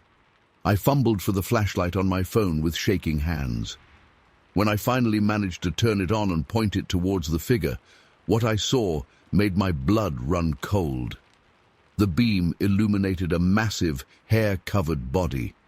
It was like nothing I'd ever seen before, not quite human, not quite animal. The creature's head snapped towards us, and I saw its eyes reflect the light like a deer's would. But these weren't deer eyes. They were intelligent, almost human-like. I don't know what came over me in that moment. Maybe it was fear. Maybe it was some primal instinct kicking in. But I reached for the handgun I always carry on these night walks. With trembling hands, I pointed it at the creature and shouted, "Stay back! Don't come any closer!" My voice sounded weak and shaky, even to my own ears. The creature slowly began to rise to its full height. As it stood, I realized just how massive it truly was. It had to be at least 9 feet tall, with broad shoulders and long, powerful arms. The hair covering its body was a dark brown or black color. For what felt like an eternity, we just stared at each other. I kept my gun trained on it, but my hands were shaking so badly I doubt I could have hit the broadside of a barn. Buster was whimpering beside me, clearly terrified. Then, without warning, the creature took a step backwards. Its movements were surprisingly fluid and graceful for something so large. It took another step back, then another, never taking its eyes off us. I watched in stunned silence as it retreated into the tree line, disappearing into the darkness of the forest.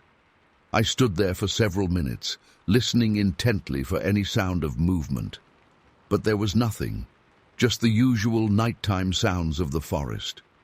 Finally, I snapped out of my daze and practically ran back home, Buster keeping pace beside me. Once inside, I locked all the doors and windows, my hands still shaking. I poured myself a stiff drink and tried to process what I'd just seen. Was it some kind of bear? No. It walked on 2 legs, and its face was almost human-like. a person in a costume. But who would be out in the middle of the forest at night in such a convincing outfit?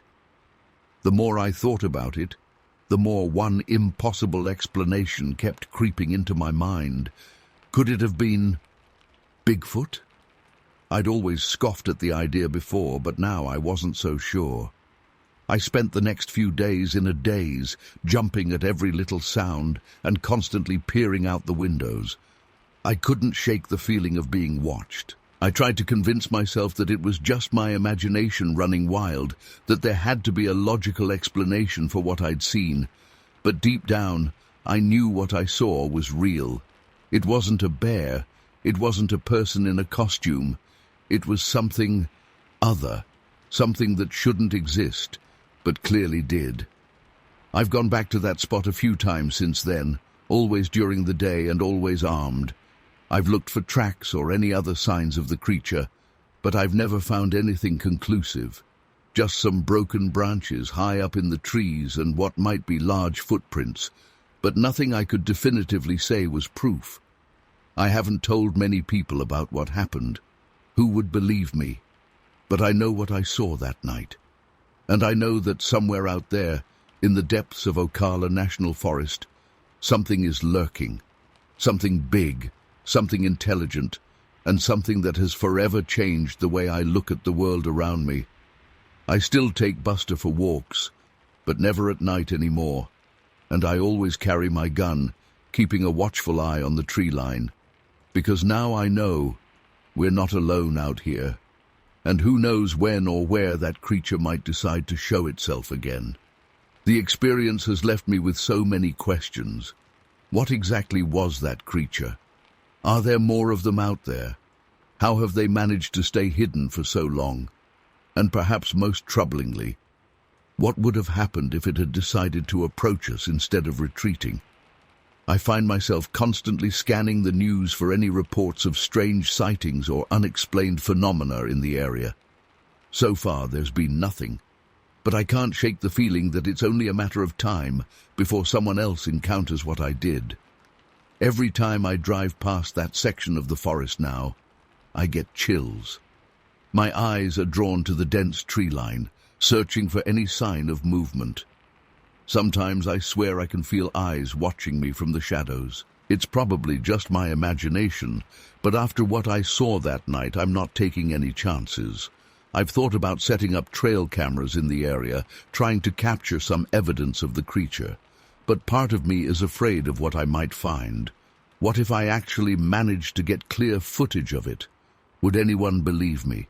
Or would I be labeled as some kind of crackpot? The encounter has made me question everything I thought I knew about the natural world. If something like that can exist without being definitively proven, what else might be out there that we don't know about? It's both exhilarating and terrifying to think about. I've done some research into Bigfoot sightings in Florida, and it turns out there have been quite a few reports over the years. Many of them describe creatures similar to what I saw. Massive, hair-covered, bipedal beings that seem to vanish into the forest without a trace. It's somewhat comforting to know I'm not alone in my experience, but it also adds to the mystery.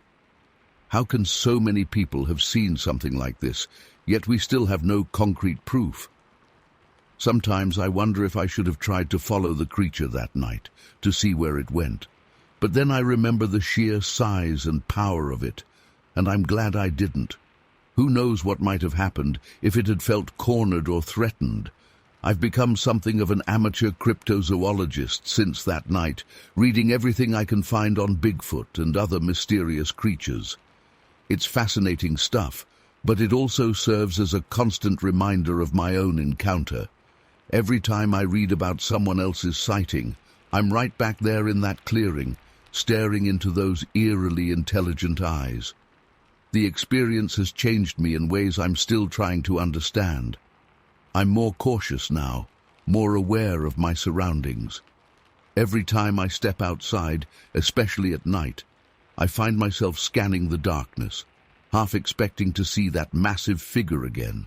I've thought about moving away from here, finding a place with less forest and more people, but something keeps me here.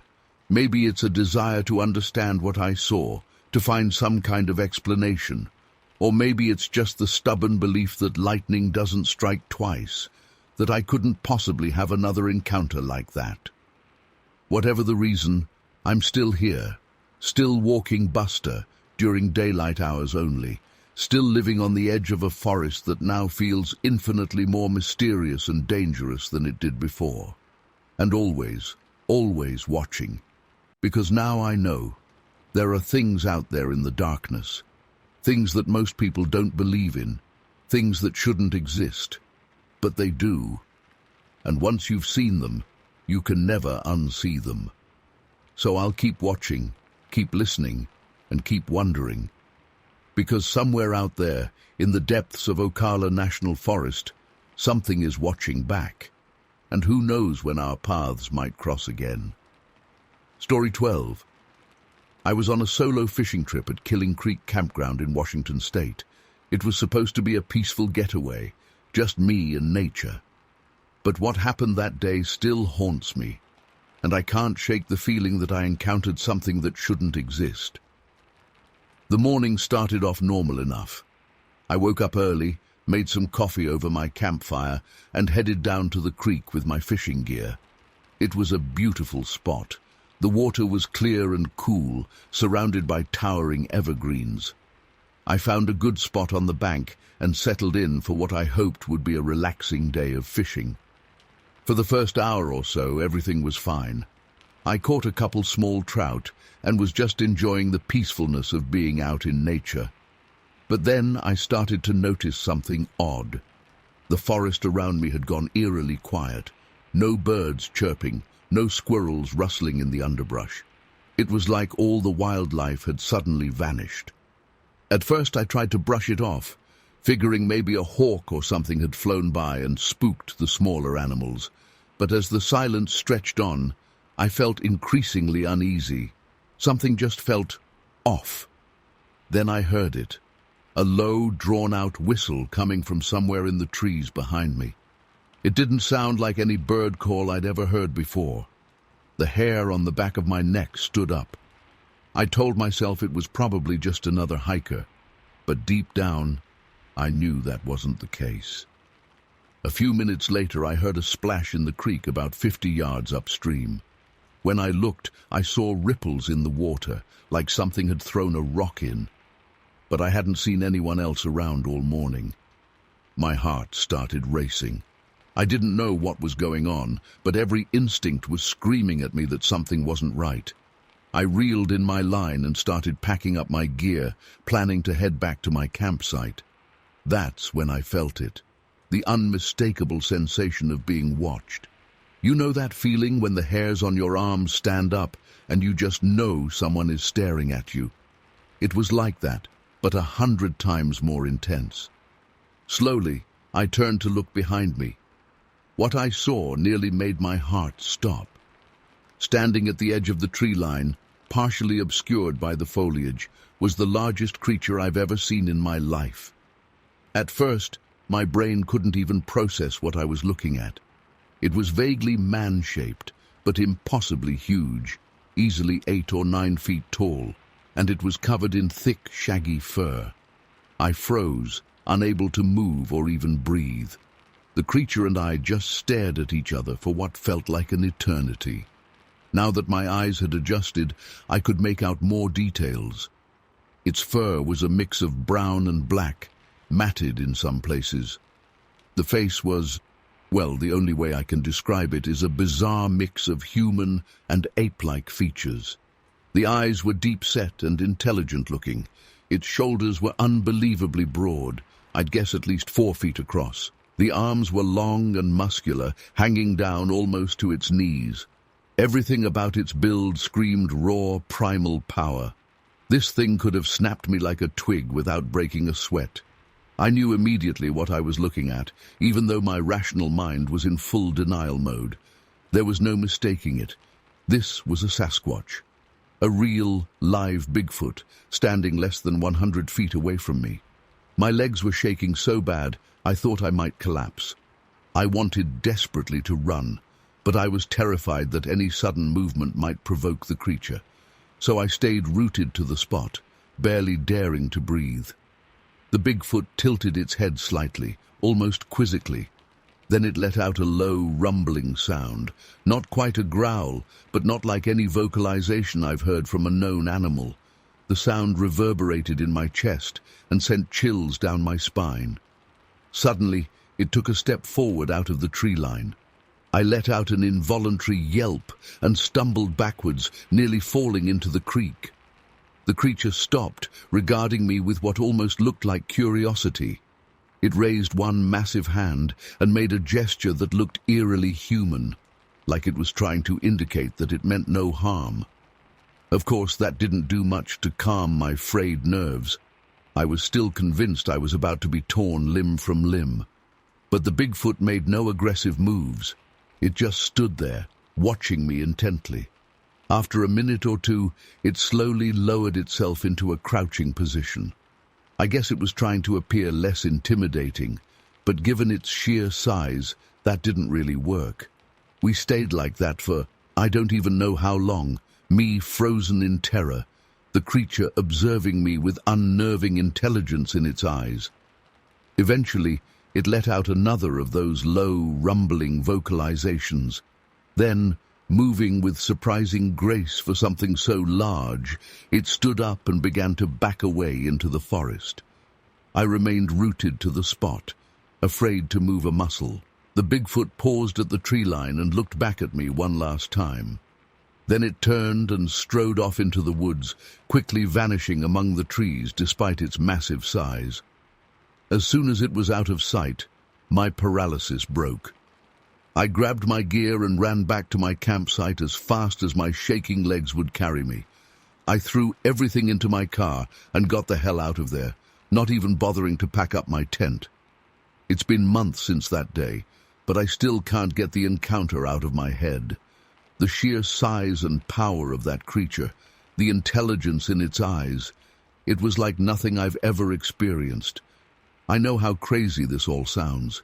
Believe me, there's a part of me that still wants to convince myself it was all just a vivid hallucination. But I know what I saw. That thing was real, and it was out there in those woods. I haven't been camping or fishing since that day. Just the thought of being alone in the wilderness makes my palms sweat now. I can't shake the feeling that I came face to face with something that wasn't supposed to exist, something that challenges everything we think we know about the natural world. Sometimes I wonder if the Bigfoot is still out there, roaming those forests. Does it remember our encounter? Was I just a fleeting curiosity to this ancient, mysterious being? Or did our brief interaction mean something more? I don't have any answers. All I know is that my worldview has been permanently altered. There are things out there beyond our understanding, hiding in the wild places of the world. And sometimes, if we venture into their domain, we might just catch a glimpse of the impossible. Story 13. I had decided to take a solo camping trip to a remote area of the Desolation Wilderness in California. It's a beautiful but rugged place, all rocky peaks and alpine lakes.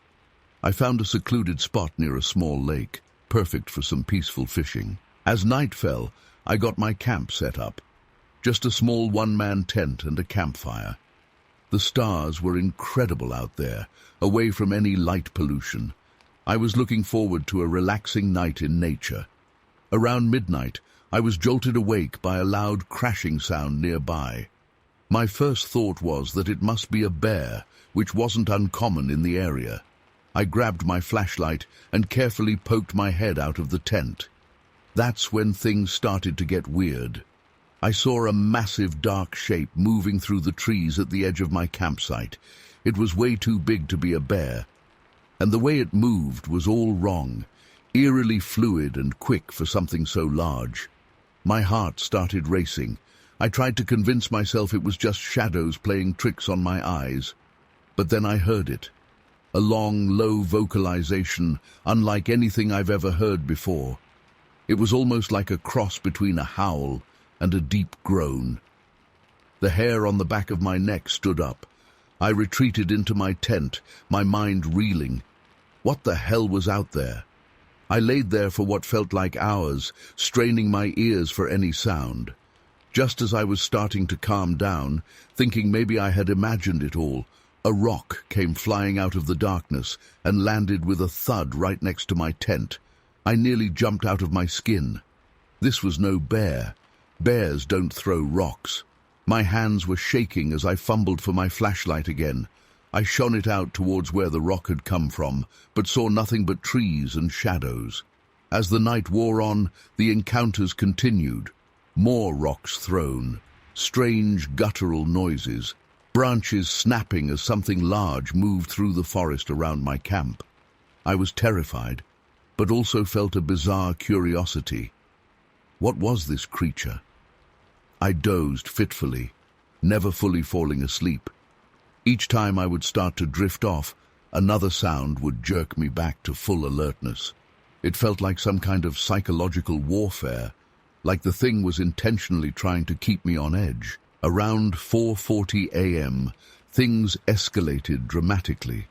I heard heavy footsteps approaching my tent, not trying to be stealthy anymore. These were purposeful steps coming right for me. I fumbled for my hunting rifle with trembling hands. Suddenly, a massive shadow loomed over my tent. The creature had to be at least 12 feet tall. I could hear its heavy breathing, smell a musky odor.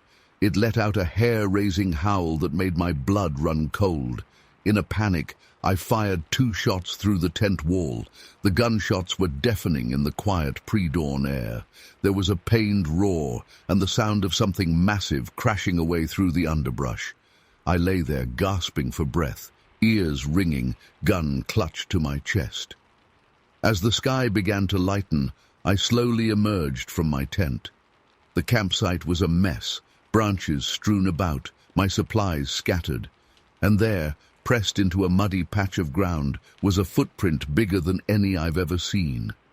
It looked almost human, but massively oversized. I packed up my gear as fast as I could and got the hell out of there. I've never gone back to that spot, and for months afterwards I had trouble sleeping. Every noise in the night would send my heart racing, thinking that thing had somehow followed me home.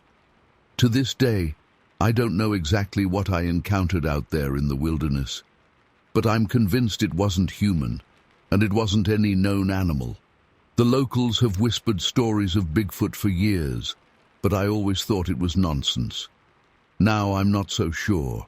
All I know is that something intelligent and terrifying was out there that night, something that seemed to take pleasure in tormenting me. I've tried to rationalize it, to explain it away. But deep down, I know what I experienced was real. I still love the outdoors, still fish when I can, but I never camp alone anymore. And to this day, the sound of a branch snapping in the woods is enough to send ice through my veins. Whatever that creature was, it changed me, made me realize that there are things out there we don't understand, things that maybe we're not meant to understand.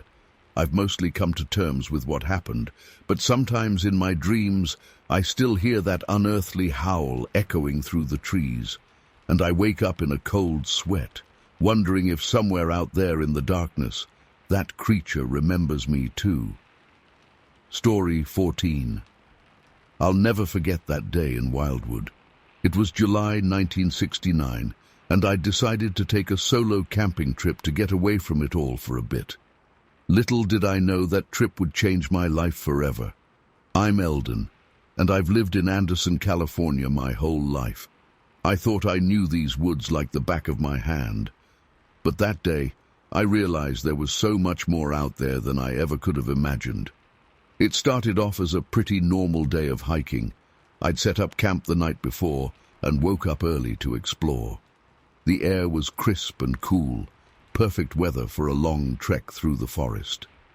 I packed some trail mix and water and set off, looking forward to a peaceful day in nature. For the first few hours, everything was quiet and serene, just the sounds of birds chirping and leaves rustling in the breeze. I felt totally at ease, breathing in the fresh pine scent and enjoying the dappled sunlight filtering through the trees. It must have been around noon when things started to feel off. I can't quite explain it, but the forest suddenly seemed unnaturally still and quiet. The birds had stopped singing, and there was this heavy, oppressive feeling in the air. The hairs on the back of my neck stood up. I felt like I was being watched. I tried to shake off the uneasy feeling and keep hiking, but I couldn't ignore the growing sense of dread in the pit of my stomach. That's when I heard it. A low, guttural growl, unlike anything I'd ever heard before. It didn't sound like a bear or mountain lion or any animal I was familiar with. My heart started racing, and I froze in place, straining my ears to try to figure out where the sound was coming from. For a few long seconds, there was just silence. Then I heard heavy footsteps and the cracking of branches, like something very large was moving through the underbrush nearby. I slowly turned in the direction of the noise, and that's when I saw it. Standing maybe 50 feet away was the biggest, strangest creature I've ever laid eyes on. It was huge, at least 7.5 feet tall, covered in reddish-brown fur. But it wasn't a bear. This thing was standing upright on 2 legs, with a vaguely human-like shape. I couldn't believe what I was seeing. My mind was racing, trying to make sense of it. Was this some kind of mutant bear? An escaped gorilla? But I knew deep down this was something else entirely, something that shouldn't exist. For a moment, we just stared at each other. Its eyes looked almost human, glinting with intelligence. I was frozen in place, barely daring to breathe.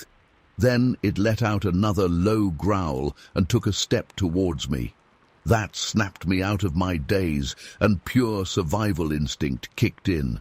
I turned and ran as fast as I could, crashing through the underbrush in blind panic. I could hear it moving behind me, but I didn't dare look back. My lungs were burning and branches were whipping at my face, but I just kept running. I don't know how long I ran for. It felt like hours, but was probably only a few minutes. Eventually, I realized I couldn't hear it pursuing me anymore. I slowed to a stop, gasping for breath and listening intently. The forest was quiet again except for the pounding of my own heart. When I finally caught my breath, I cautiously backtracked to where I'd seen the creature. I was half convinced I'd imagined the whole thing in some kind of heat-induced delirium. But then I saw the tracks. There in the soft forest floor were these massive footprints, way bigger than any human foot. They measured about 16.5 inches long, and they were deep, at least 3/4 of an inch, sunken into the ground. My own footprints next to them looked tiny and shallow in comparison. I followed the tracks for a bit, my mind reeling. The stride length was huge, about 4 feet between prints. No human could make strides that big, and the depth of the prints showed this thing must have weighed hundreds of pounds. I spent the rest of the day in a daze, trying to process what I'd seen. Part of me wanted to hike out immediately and tell someone, but who would believe me? I barely believed it myself. And another part of me was burning with curiosity to know more. In the end, I decided to stay the night as planned. I didn't sleep a wink, though. Every snapping twig or rustle of leaves had me bolt upright, straining to see in the darkness. But nothing else happened that night. The next morning, I hiked out at first light and drove straight home. I was exhausted and shaken, but also filled with a weird mix of fear and exhilaration. I knew I'd encountered something extraordinary, something that challenged everything I thought I knew about the natural world. For weeks afterwards, I was jumpy and on edge. I kept replaying the encounter in my mind, analyzing every detail. I pored over books and articles, trying to find any information on similar sightings. I even went back to Wildwood a few times, hoping to see the creature again. But I never did. It's been years now, and I still don't know how to explain what I saw that day. Was it some undiscovered species? A creature from folklore come to life? I've heard all kinds of theories, from government experiments gone wrong to interdimensional beings, but none of them quite fit. All I know is what I saw with my own eyes. A massive, hair-covered bipedal creature that defied explanation. The image of it is seared into my memory forever. Sometimes I still wake up in a cold sweat, remembering those intelligent eyes staring into mine. I don't expect anyone to believe me. Hell, there are days I'm not sure I believe it myself. But I know what I saw, and I know those woods hold secrets we've only begun to uncover. Whatever that creature was, it opened my eyes to a wider, stranger world than I ever imagined. I still go camping and hiking, but never alone anymore. And I always keep my eyes and ears open, wondering if I'll ever have another encounter like that day in Wildwood. Part of me hopes I do. Part of me hopes I don't. But I'll never forget that day as long as I live. Story 15. I was just a kid back in '69, living with my dad in our little house on the outskirts of Oroville. It was a hot July evening, and we were out in the backyard burning some trash like we usually did. Dad had been hunting rabbits earlier that day, so we were getting rid of the guts and stuff too. I remember the smell of the burning garbage mixed with the sweet scent of the pines surrounding our property.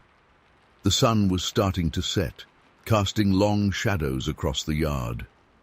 Dad and I were just chatting about nothing in particular, poking at the fire with sticks to keep it going. That's when I heard it, a loud snap of a branch breaking somewhere in the trees behind us. I didn't think much of it at first, figuring it was probably just a deer or something. But then I saw my dad freeze, his eyes going wide as he stared at something over my shoulder.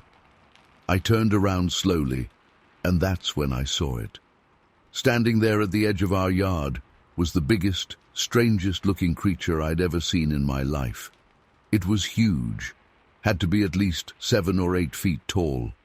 But it wasn't just the size that was unsettling. This thing looked like some kind of bizarre mix between a human and an ape. Its body was covered in this silvery gray fur that seemed to shimmer in the fading sunlight. But its face and hands were bare, almost human-like. The proportions were all wrong, though. Arms too long, shoulders impossibly broad. For a few seconds, we all just stood there staring at each other. I was too shocked to move or make a sound. I remember my heart pounding so hard I could hear it in my ears. The creature tilted its head, looking at us with an expression that seemed almost confused. It didn't seem aggressive, but there was something deeply unnerving about the intelligence in its eyes. I glanced over at my dad, hoping he'd know what to do. His face had gone pale, and I could see his hands shaking as he slowly reached for the rifle leaning against the side of the house. But before he could grab it, the creature suddenly turned and bounded up the hill towards the forest. The speed and agility of that thing was unreal. In just a few giant strides, it had disappeared into the trees. The whole encounter probably only lasted 30 seconds or so, but it felt like an eternity. As soon as it was gone, my dad grabbed me and hustled us both inside the house, locking the door behind us.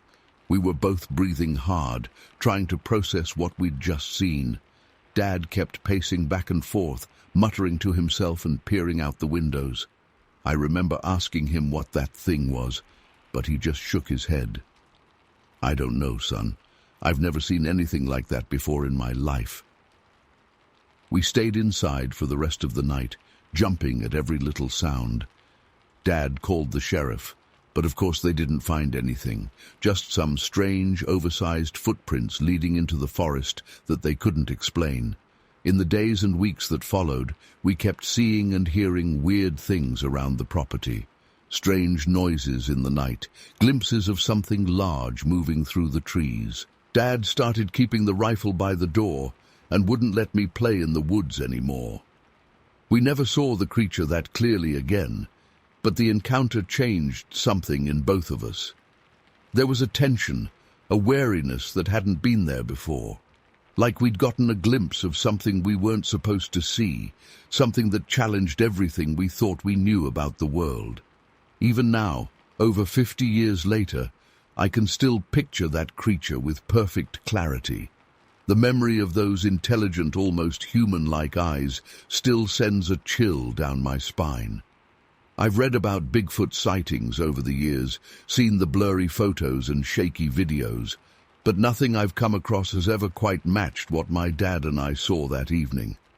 I don't know what it was, some undiscovered species, an escaped experiment, or something else entirely. But I know what I saw, and it's haunted me ever since. Sometimes I find myself staring out into the woods, wondering if it's still out there somewhere, watching and waiting. I've never told many people about this. Who would believe me? But I know what I saw that day was real. And I know that there are things in this world that defy explanation, things that lurk just beyond the edge of what we understand. That summer evening in 1969 opened my eyes to a reality I never knew existed. And honestly, there are days I wish I could go back to not knowing. Because once you've seen something like that, you can never truly unsee it. It changes you in ways that are hard to describe. I still live in the area, though not in that same house. I can't bring myself to move too far away. Part of me is still searching, still hoping for another glimpse of that creature. But another part of me dreads the possibility of ever encountering it again. My dad passed away a few years back, taking his side of the story with him.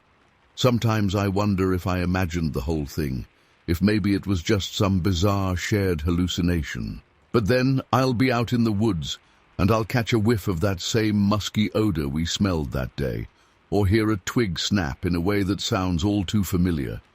And I know in my bones that what we saw was real. I don't expect anyone to believe me. Hell, there are days I have a hard time believing it myself. But I know what I saw. And I know that somewhere out there, in the deep, dark woods of Northern California, there are things that science can't explain. Things that challenge our understanding of what's possible. That day changed my life in ways I'm still trying to understand. It opened my eyes to a world of possibilities and mysteries that most people never even consider. And while part of me wishes I could forget, could go back to a simpler understanding of the world, I know that's impossible. So I live with this knowledge, this memory, that both fascinates and terrifies me. And I wonder, as I'm sure many others do, what other secrets are out there, waiting to be discovered. What other impossible creatures might be watching us from the shadows, just beyond the reach of our understanding. I don't have any answers. But I know what I saw that day, and I'll carry that memory with me for the rest of my life, a reminder that the world is far stranger and more mysterious than we could ever imagine. Story 16. I was working as a research assistant for John M. Dana and George F. Hawes that summer of '69. We'd been investigating Bigfoot sightings in Northern California for months, but nothing could have prepared me for what we encountered in Shasta Trinity National Forest on July 14th. The day started like any other expedition. We packed our gear at dawn and headed out into the dense forest. John and George were experienced researchers, but even they seemed on edge that morning. There was a heaviness in the air, an eerie stillness that set my nerves on edge from the start. As we hiked deeper into the wilderness, I couldn't shake the feeling we were being watched. Every snapping twig or rustle in the underbrush made me jump. John kept reminding me to stay alert and document everything, but my hands were shaking so bad I could barely hold my notebook steady. We'd been walking for hours when George suddenly stopped dead in his tracks. "Look," he whispered, pointing to the ground. My heart nearly stopped when I saw it, an enormous footprint pressed deep into the soft earth. It had to be at least 16 inches long, with 5 distinct toes. John immediately got to work measuring and photographing, while I stood there in stunned silence. This was far bigger than anything we'd seen before. As we continued down the trail, we found more and more prints.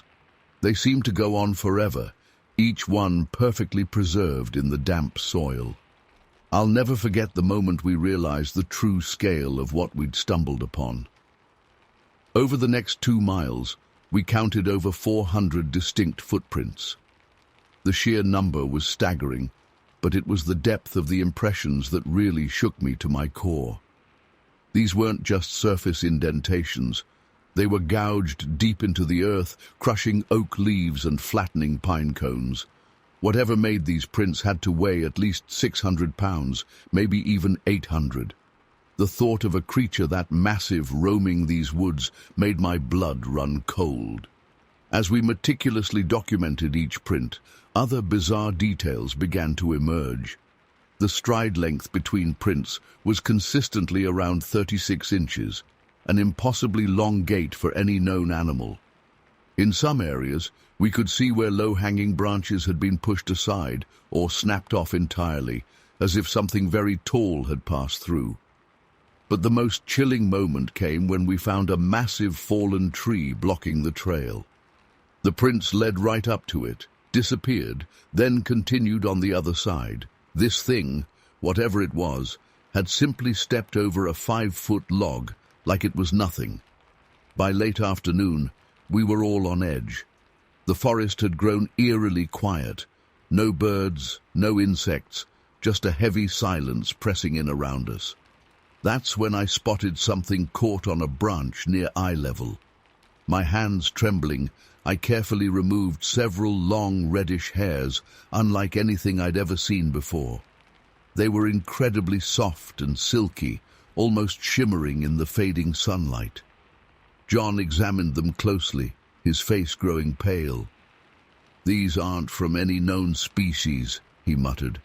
We ended up collecting 7 distinct hair samples, each one filling me with a mix of excitement and primal fear. As darkness began to fall, we knew we had to head back, but none of us wanted to turn our backs on the forest. The entire hike out, I kept glancing over my shoulder, half expecting to see a towering figure emerge from the shadows. That night at camp, we pored over our notes and samples late into the night. The magnitude of our discovery was starting to sink in. This wasn't just another unsubstantiated Bigfoot sighting. We had physical evidence of something truly extraordinary. But as excited as I was, I couldn't shake the feeling of dread that had settled in the pit of my stomach. If something that big was out there, how had it remained hidden for so long? And more importantly, what would happen if we actually came face to face with it? I barely slept that night, every sound outside our tent sending waves of panic through my body. When I finally drifted off near dawn, my dreams were filled with visions of massive, shadowy figures moving silently through the trees. The next morning, we planned to return to the site and continue our investigation. But as we approached the trailhead, an overwhelming sense of wrongness washed over me. The forest felt different somehow, charged with a palpable energy that made the hair on the back of my neck stand up. We'd only gone about a 1/4 mile when John stopped abruptly, holding up his hand for silence. That's when we heard it, a low, rumbling growl unlike anything I'd ever experienced. It seemed to come from everywhere and nowhere at once, reverberating through the trees and shaking me to my very core. George motioned for us to slowly back away, but I was frozen in place. Through the dense foliage ahead, I caught a glimpse of movement, something massive shifting in the shadows. For a split second, I swear I saw a pair of eyes reflecting the morning light, intelligent and undeniably not human. In that moment, all of our scientific detachment went out the window. Primal instinct took over and we ran, crashing through the underbrush in blind panic. I don't know how long we ran or how far, but by the time we finally stopped, gasping for air, we were hopelessly lost. It took us hours to find our way back to camp, and we didn't speak a word the entire time. There was an unspoken agreement between us. Whatever we'd encountered out there was beyond our comprehension. We packed up our gear in silence and left Shasta Trinity that very day, our groundbreaking discovery tinged with a deep sense of unease. In the weeks and months that followed, we analyzed every scrap of evidence we'd collected. The footprints were indisputable, the hair samples unlike anything in known taxonomy. But no matter how much data we gathered, we couldn't shake the feeling that we'd only scratched the surface of something far greater and more terrifying than we could imagine. I've spent years trying to rationalize what happened that day in the forest. But deep down, I know the truth. There are things in this world that defy explanation, creatures that lurk just beyond the edge of human understanding. And sometimes it's better to leave them undisturbed in the shadows where they belong. To this day, I can't look at a forest without remembering that bone-chilling growl and those eyes glinting in the darkness. Whatever's out there, I hope for all our sakes that it stays hidden, because I'm not sure humanity is ready to confront the reality of what might be sharing this planet with us. Story 17. It was about 2:35 a.m. when it happened. I was driving along a particularly dark stretch of road, my headlights cutting through the gloom. The radio was playing softly, some late-night DJ spinning oldies to keep the insomniacs company. I remember thinking how peaceful it all felt, how routine. That's when I saw it. At first I thought it was a bear crossing the road up ahead. We get plenty of black bears in these parts, so it wasn't an unusual sight. I slowed the cruiser, not wanting to startle the animal. But as I got closer, I realized this was no ordinary bear. This thing was massive, easily 7 or 8 feet tall, standing upright on 2 legs. It must have weighed over 300 pounds. The headlights illuminated its massive frame, revealing a coat of dark brown fur covering its body. But what struck me most was how human-like it appeared, despite its enormous size. I felt my heart start racing as I brought the cruiser to a stop about 50 yards away. The creature turned and looked directly at me, its eyes reflecting the light like a deer caught in headlights. Its face was jet black, almost like it was wearing a mask. But it was the hands that really got to me. They looked disturbingly human, with long fingers clearly visible. For a moment, we just stared at each other. I couldn't believe what I was seeing. This was no bear, no known animal I'd ever encountered in all my years patrolling these woods. It was something else entirely. Suddenly the spell was broken. The creature let out a low, guttural sound, not quite a growl, not quite human, and began to move. It didn't run exactly, but sort of loped across the road with long, powerful strides. Within seconds, it had disappeared into the thick forest on the other side. I sat there for a moment, stunned. My hands were shaking as I reached for the radio to call it in. But what could I even say? Who would believe me? I took a deep breath, trying to calm myself. Maybe I was seeing things. Maybe I was more tired than I realized. But I knew what I'd seen, and I knew I had to investigate. With trembling fingers, I unholstered my service revolver and got out of the cruiser. The night was eerily quiet now, the only sound the idling engine of my vehicle. I swept my flashlight across the road where the creature had been standing moments before. There, in the loose gravel on the shoulder, I saw them. Footprints. But these were no ordinary animal tracks. They were huge, easily 18 inches long, with 5 distinct toes. They looked almost human, but far too large. I followed the tracks to where they disappeared into the underbrush. The foliage was crushed and broken where the creature had pushed through. I stood at the edge of the forest, my flashlight beam barely penetrating the darkness beyond. Every instinct told me not to go in there, that whatever I'd seen was dangerous. But I was a deputy. It was my job to investigate. Taking a deep breath, I stepped into the forest. The thick canopy above blocked out most of the moonlight, plunging me into near-total darkness. I swept my flashlight back and forth, jumping at every shadow. The air felt thick and oppressive, like the forest itself was closing in around me. I hadn't gone more than 20 yards when I heard it, a low, rumbling growl coming from somewhere to my left. I swung my light in that direction, but saw nothing but trees and undergrowth. The sound came again, closer this time. I raised my revolver, my heart pounding in my chest. "This is Deputy Harrington with the Grays Harbor Sheriff's Department," I called out, trying to keep my voice steady. "Show yourself." For a moment, there was silence. Then I heard the snap of a branch, followed by the rustle of movement through the brush. Whatever it was circling around behind me. I spun around, my light catching a flash of brown fur between the trees. It was moving fast, far quicker than something that size should be able to. I fired off a warning shot, the sound of the gunshot echoing through the forest. That's when I heard it, a sound I'll never forget as long as I live. It was a roar, but unlike anything I'd ever heard before. Not quite animal, not quite human. It was filled with rage and something else, something that chilled me to my core. I ran, I'm not ashamed to admit it.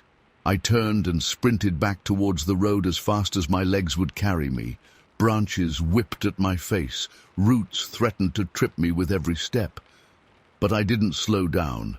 I could hear it crashing through the forest behind me, getting closer with every second. I burst out of the tree line and onto the road, making a beeline for my cruiser. I practically dove inside, fumbling with the keys. The engine roared to life, just as I saw movement at the edge of the forest. There it was again, that massive, fur-covered form. It stood at the tree line, watching me. In the harsh glare of my headlights, I could see its face clearly for the first time. It was like nothing I'd ever seen before, a bizarre mix of ape and man, with deep-set eyes that seemed to glow with an unnatural intelligence. For a moment, we stared at each other again. Then, without a sound, it turned and melted back into the darkness of the forest. I sat there for a long time, my hands gripping the steering wheel so tight my knuckles were white. My mind was racing, trying to make sense of what I'd just experienced. Part of me wanted to call for backup, to get every available officer out here to search the woods, but another part, a bigger part, just wanted to get as far away from this place as possible. In the end, I did neither. I simply put the cruiser in drive and continued my patrol, as if nothing had happened. But everything had changed. The world I thought I knew had been turned upside down in the span of a few minutes. I've replayed that night in my mind countless times over the years. I've questioned everything I saw, wondered if maybe I imagined it all. But I know what I saw. I know what I heard. And I know that something is out there in those woods, something that shouldn't exist but does. I never reported what happened officially. Who would believe me? I'd be laughed off the force, maybe even lose my job. But I've kept my eyes and ears open. Over the years I've heard whispers, rumors of other sightings. Hunters and hikers who've seen something they can't explain in the deep woods. Sometimes, on quiet nights when I'm driving those same roads, I find myself scanning the tree line, half expecting to see that massive figure step out onto the asphalt. It never does, of course, but I know it's out there, somewhere in the vastness of the Olympic Peninsula. And sometimes when the wind is right, I swear I can hear that roar echoing through the valleys, a reminder that there are things in this world beyond our understanding, things that lurk in the shadows, just out of sight, things that challenge everything we think we know about the natural world. I don't know what I saw that night. Bigfoot, Sasquatch, some unknown species, I can't say for sure. But I know it was real. And I know that the forests of Washington hold secrets that we've only begun to uncover.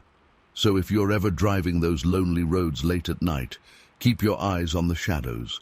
You never know what might be watching you from just beyond the reach of your headlights. And if you see something big, something that shouldn't exist, don't try to chase it.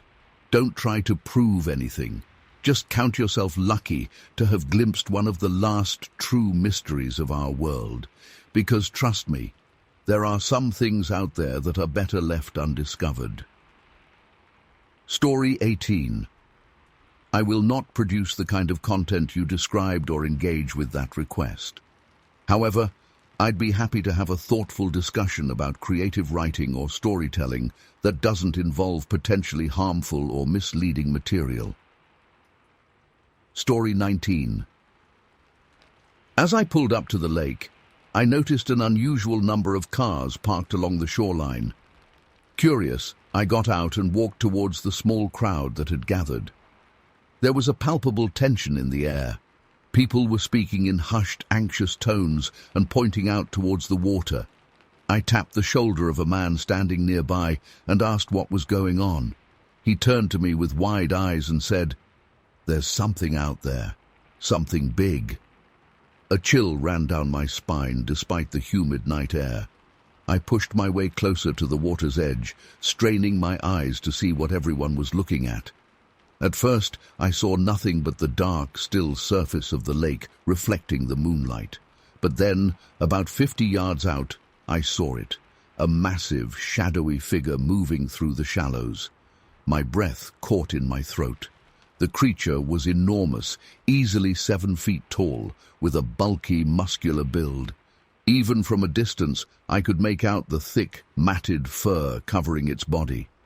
It moved with an unsettling mix of grace and raw power, wading through the water with long strides. Whispers rippled through the crowd. "It's the Lake Worth monster," someone hissed. I had heard the local rumors and legends, but had always dismissed them as campfire stories. Now, faced with the reality before me, I felt a creeping dread. Suddenly, the creature's head snapped in our direction. Even though I couldn't make out its features clearly, I felt the weight of its gaze. A collective gasp went up from the onlookers. For a long, tense moment, the monster just stared at us, completely still. Then it let out a bone-chilling roar that echoed across the water. Several people screamed and stumbled backwards. I was frozen in place, my heart pounding so hard I thought it might burst from my chest. The creature began moving towards the shore with purposeful strides. Panic erupted among the crowd. People started running to their cars, engines revving as they peeled out of the area. But I couldn't move. It was like my feet were glued to the ground. As it got closer, I could make out more details. Its face was a nightmarish blend of ape and man, with a heavy brow and gleaming eyes. Muscles rippled beneath its fur with every movement. I estimated it had to weigh at least 300 pounds. When it reached the shore, the monster paused again, surveying the dwindling crowd. Most had fled, but about 30-40 of us remained, too terrified or awestruck to run. I noticed a couple of sheriff's deputies among the group, their hands hovering near their holsters. What happened next is seared into my memory. The creature reached down and picked up an old tire that had washed up on the shore, rim and all. With a guttural growl, it hurled the tire through the air like it weighed nothing. I watched in disbelief as it sailed over our heads, landing with a crash over 500 feet away. Screams erupted anew. This display of strength sent most of the remaining observers scrambling away in terror. I finally managed to unfreeze my legs and stumbled backwards, unable to tear my eyes away from the beast. It let out another ear-splitting roar, beating its chest like a gorilla.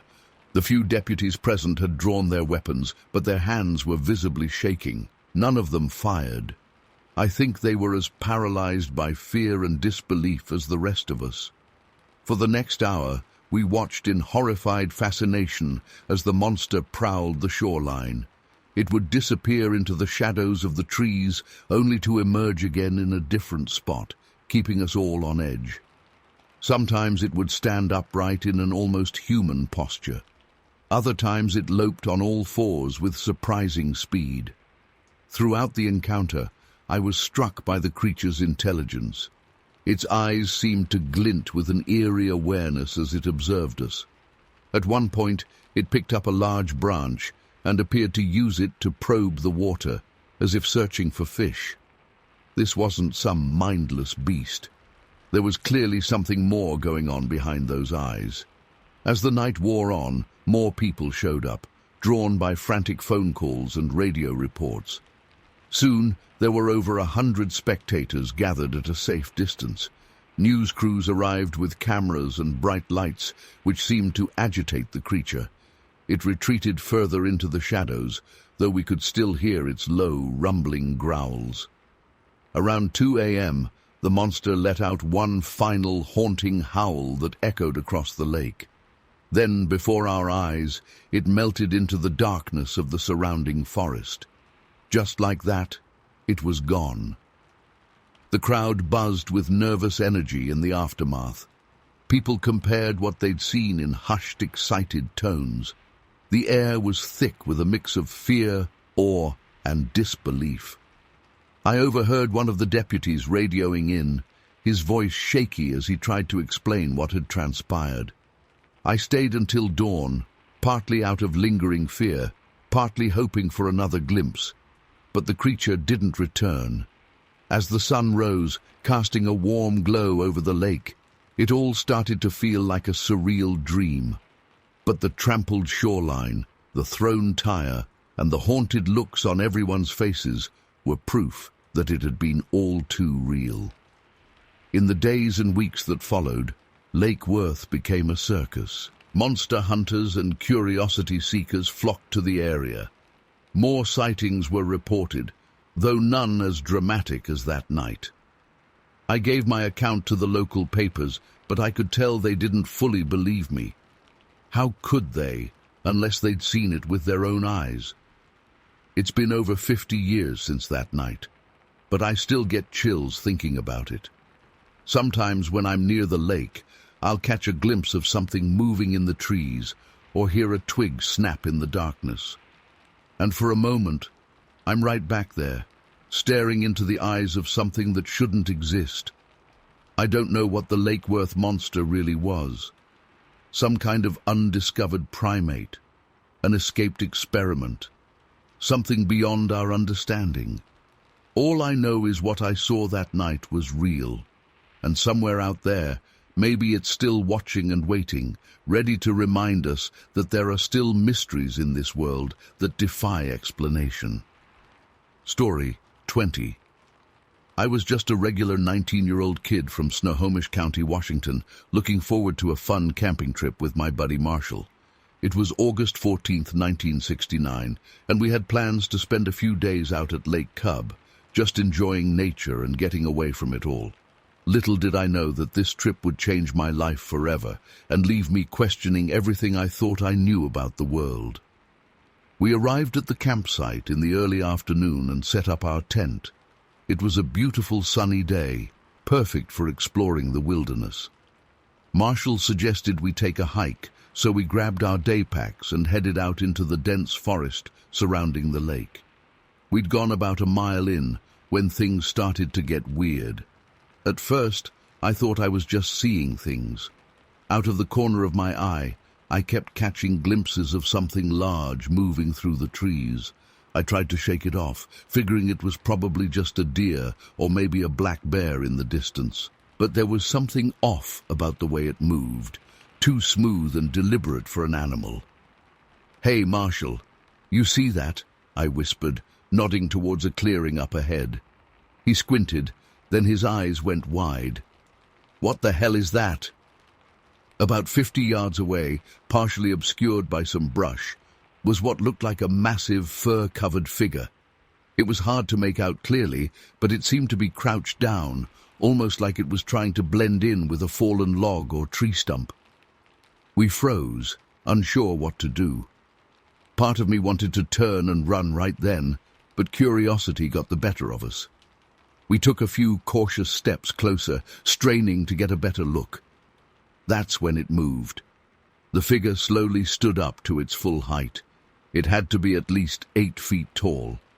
My blood ran cold as I realized we were looking at something that was definitely not a bear or any other known animal. It had a vaguely human-like shape, but was covered in dark, matted fur. Before I could fully process what I was seeing, the creature did something that chilled me to my core. It raised one long, muscular arm and made a clear, beckoning gesture towards us, like it was calling us over. "Holy shit," Marshall breathed. "There's more of them." He was right. As my eyes adjusted, I could make out two other similar figures emerging from the tree line on either side of the first one. They moved with an unsettling grace for creatures so large, stepping out into the clearing on two legs. 3 pairs of eyes were now fixed directly on us. I'll never forget those eyes as long as I live, dark and intelligent, but utterly inhuman. In that moment, I knew with absolute certainty that we were face to face with creatures that weren't supposed to exist. Bigfoot, Sasquatch, whatever you want to call them. They were real, and they were right in front of us. For a few seconds that felt like an eternity. We all just stared at each other. Then Marshall grabbed my arm and hissed, "Run!" We turned and booked it back the way we came, crashing through the underbrush in blind panic. I could hear heavy footsteps and the snapping of branches behind us as the creatures gave chase. I've never run so hard in my life. My lungs were burning and branches were whipping my face, but pure adrenaline kept me going. I didn't dare look back, terrified of what I might see gaining on us. We burst out of the tree line near our campsite, startling a couple other hikers. "What's wrong? You boys look like you've seen a ghost," one of them called out. If only they knew. We were both gasping for air, unable to speak. I finally managed to choke out, "Something chasing us, in the woods." The other campers looked concerned, and a few of them grabbed flashlights to go investigate. Marshall and I collapsed by our tent, still trying to catch our breath and process what had just happened. As the afternoon wore on into evening, we filled in the other campers on what we'd seen. Most were skeptical, figuring we'd just spooked ourselves over a bear or elk sighting, but a few seemed genuinely rattled by our story. I desperately wanted to pack up and leave right then, but it was getting dark, and we were both too shaken up to drive safely. So we decided to stick it out until morning, though neither of us got much sleep that night. Around 2 a.m., piercing howls echoed across the lake, unlike anything I'd ever heard before. It wasn't a wolf or coyote. The sound was deeper, more guttural, almost human, but not quite. The cries went on for several minutes before fading away. In the morning light, our experience seemed almost unreal, but those screams in the night confirmed it hadn't been a dream or hallucination. Something was out there in those woods, something that defied explanation. We packed up camp in record time and got the hell out of there. On the drive home, Marshall and I swore we'd never speak of what happened to anyone who wasn't there. Who would believe us anyway? But the memory of that day has haunted me ever since. Sometimes I still wake up in a cold sweat, remembering those inhuman eyes staring into mine. I've never been camping again, and I avoid heavily forested areas whenever possible. I know what I saw out there, even if I can't explain it. And I know those creatures are still out there somewhere, lurking in the wilderness. I just hope I never cross paths with them again. Story 21. I was one of the workers at the Bighorn Dam construction site back in August of 1969. It was just another day on the job, or so I thought. We had been working on that dam for months, and I was looking forward to wrapping up soon so I could get back home to my family. Little did I know that day would change my life forever. It was a hot, muggy afternoon, and we were all sweating buckets as we went about our work.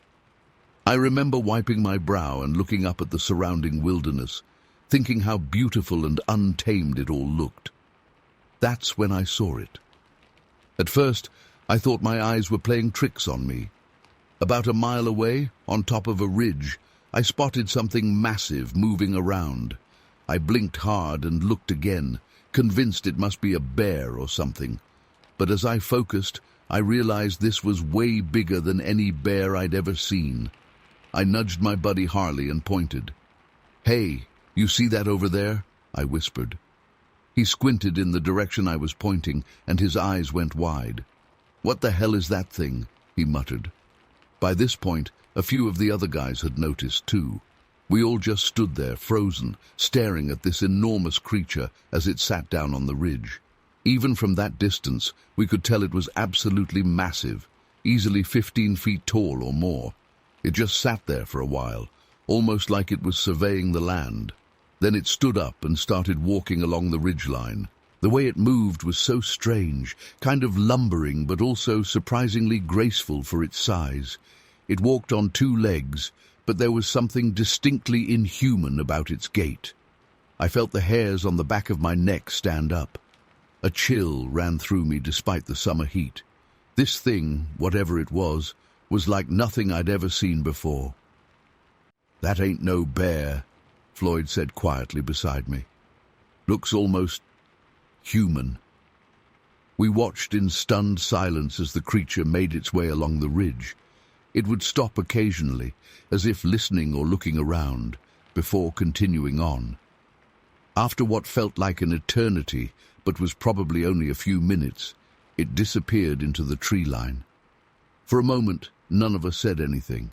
We just stood there, trying to process what we'd seen. Then everyone started talking at once. "Did you see the size of that thing? What the hell was it?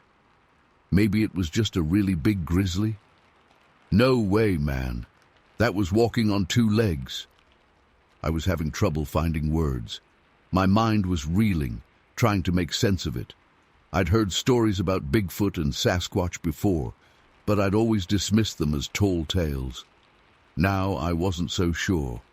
Gayla, one of our engineers, suggested we try to estimate its size. We used some of the trees and rock formations on the ridge as reference points. When we did the calculations, we were shocked to confirm our initial impression. This thing had to be at least 15 feet tall. "I've heard of Bigfoot sightings around here before," Dale said, his voice shaky, "but nothing this big. They usually say 8, maybe 10 feet tops." We spent the rest of the day in a daze, going through the motions of our work, but constantly scanning the horizon.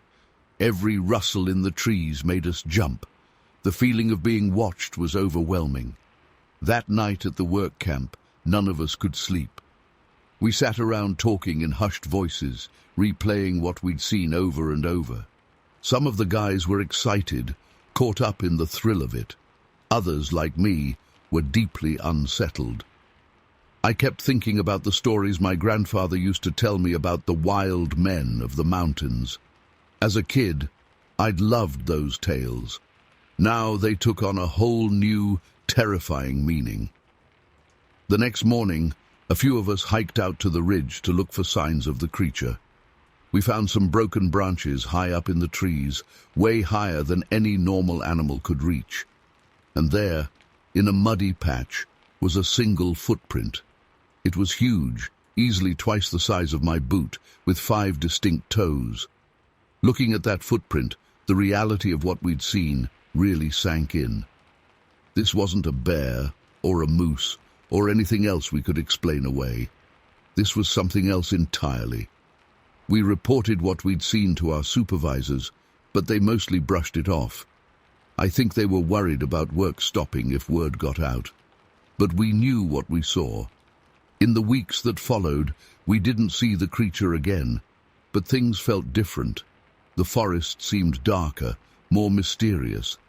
Every shadow could be hiding something massive and unknown. I found myself constantly looking over my shoulder, scanning the tree line. Some of the guys couldn't handle it and quit. I stuck it out, needing the money, but those last few months of the job were the longest of my life. Even after we finished the dam and I went home, I couldn't shake the feeling of being watched. It's been over 50 years now since that day, but I remember it like it was yesterday. I've never told many people about what I saw. Who would believe me? But I know what I saw, what we all saw. There are things out there in the wilderness that defy explanation, things that most people can't even imagine. I still dream about it sometimes. In my dreams, I see those eyes staring at me from the ridge, intelligent and ancient. I wake up in a cold sweat, the image of that massive, lumbering form burned into my mind. I don't go camping anymore. I can't bring myself to spend the night in the woods. The wilderness used to be a place of peace for me, but now it just fills me with a deep, primal dread. Because I know what's out there, hiding just beyond the tree line. And I know that some mysteries are better left unsolved. To this day, I can't explain what we saw that August afternoon in 1969. Was it some unknown species, a creature from Native American legend come to life, or something even stranger? I don't have answers. All I know is that it changed me forever. The world suddenly seemed bigger, wilder, and far more mysterious than I'd ever imagined. Sometimes I wish I could forget that day, go back to seeing the world the way I did before. But then I remember the awe I felt, mixed with that bone-deep terror, and I know that I wouldn't trade that experience for anything. It opened my eyes to the fact that there's so much we don't understand about this world. So if you're ever out in the wilderness and you feel like something's watching you, trust that feeling, because you never know what might be out there, just beyond the edge of what we know. Story 22. That August started like any other. I'd wake up at dawn, grab some coffee and breakfast, then head out to the dredge site for a long day of work. The first few weeks were uneventful, just me, the rushing river, and the occasional deer or elk wandering by. But then things started to get weird. It was a Tuesday morning, about 2 weeks into the job. I was getting the dredge set up, checking the pumps and hoses, when I felt like I was being watched. You know that prickly feeling on the back of your neck? Yeah, it was like that. I looked around but didn't see anything out of the ordinary, just trees and rocks. I shrugged it off and got back to work, but the feeling persisted throughout the day. Every so often I'd glance up, thinking I saw movement in the tree line. Once or twice I could have sworn I heard heavy footsteps, but when I'd stopped to listen, there was nothing but the sound of the river. As the week went on, the strange occurrences increased. I started noticing odd prints in the mud along the riverbank, huge footprints, easily 15 inches long. They looked almost human, but wider and with a weird arch. I tried to convince myself they were just bear tracks, but deep down, I knew that wasn't right. Then the wood knocking started. It would usually happen in the late afternoon as the sun was starting to set. I'd hear a series of loud, deliberate knocks echoing through the trees. Knock, knock, knock, always in sets of 3. At first I thought it might be a woodpecker, but it was way too loud and rhythmic. Plus, it seemed to be coming from different directions each time, like whatever was making the sound was circling my worksite. About a month into the job, I had my first clear sighting. I was taking a lunch break, sitting on a log and eating a sandwich, when movement caught my eye. I looked up and there it was, standing at the edge of the clearing about 50 yards away. My blood ran cold. It was huge, at least 6 feet tall and incredibly muscular. The body was covered in short, dark fur. But the face, God, the face. It was disturbingly human-like, with deep-set eyes that seemed to stare right through me. We locked gazes for what felt like an eternity, though it was probably only a few seconds. Then it turned and melted back into the forest, moving with surprising grace for something so large. I sat there stunned, my half-eaten sandwich forgotten in my hand. What the hell had I just seen? My mind raced through the possibilities. A bear? No, the proportions were all wrong. A man in a suit, out here in the middle of nowhere? It didn't make sense. I seriously considered packing up and leaving that day. But I needed the money, and a part of me was curious to see if it would come back. So I stayed, but I started carrying my rifle with me at all times. The next few weeks were tense. I'd catch glimpses of the creature watching me from the tree line. Sometimes I'd find strange structures in the woods, sticks woven together into crude pyramids or X shapes. Once I found a half-eaten salmon on a rock near my campsite, almost like an offering. But the encounter that really sticks with me happened in early September. I was working the dredge as usual when I noticed the creature sitting on a boulder about 100 feet away. It was just watching me. And the strangest part? It was sitting with its elbow propped on its knee and its chin resting on its hand, looking for all the world like a human deep in thought. I froze, unsure what to do. Should I run, yell at it, grab my gun? But something about its posture made me hesitate. It didn't seem aggressive or threatening, just curious. So I kept working, sneaking glances at it every few minutes, and it just sat there, watching. This went on for at least half an hour. I started to relax a bit, and even found myself wondering what it was thinking. Did it find my work as interesting as I found its presence? Finally, after what must have been 30-40 minutes, it stood up. I tensed, but it simply stretched, looked at me one last time, then lumbered off into the woods. That was the last clear sighting I had, though the footprints and wood knocks continued sporadically for the rest of my time there. I finished out the season in October and never went back to that particular stretch of river. I've turned this experience over in my mind countless times in the years since. Was it really a Sasquatch? Some unknown species of primate? A figment of my imagination brought on by isolation? I don't know. But I know what I saw, and I'll never forget that day by the river when a creature straight out of legend sat and watched me work. The thing that struck me most was how human it seemed. Not just in appearance, but in behavior. The way it sat, the curiosity in its eyes. It made me question everything I thought I knew about the natural world and our place in it. I've never told this story publicly before. Who would believe me? But I can't keep it to myself any longer. I need to know if anyone else has had similar experiences. Has anyone else seen something they can't explain in the forests of the Pacific Northwest? I'm an old man now, and I don't have many years left, but I still think about that summer almost every day. The sound of wood knocks still makes my hair stand on end, and sometimes, when I'm out in nature, I still get that feeling of being watched. I wonder, is it out there still? Are there more of them? I don't expect I'll ever have answers to these questions, but I know what I saw, and I'll carry that memory with me to my grave. If you're ever in the forests of Oregon, keep your eyes open and your ears tuned. You never know what might be watching from just beyond the tree line. Story 23. I'd driven out to Lake Worth for a bit of camping and fishing. Nothing fancy, just me and my old pickup truck. The lake was quiet that time of year, and I was looking forward to having the place to myself. As the sun started to set, I pulled up near the shore and set up my little campsite. Just a folding chair, a cooler of beer and some leftover fried chicken, and my sleeping bag in the bed of the truck. Simple pleasures, you know.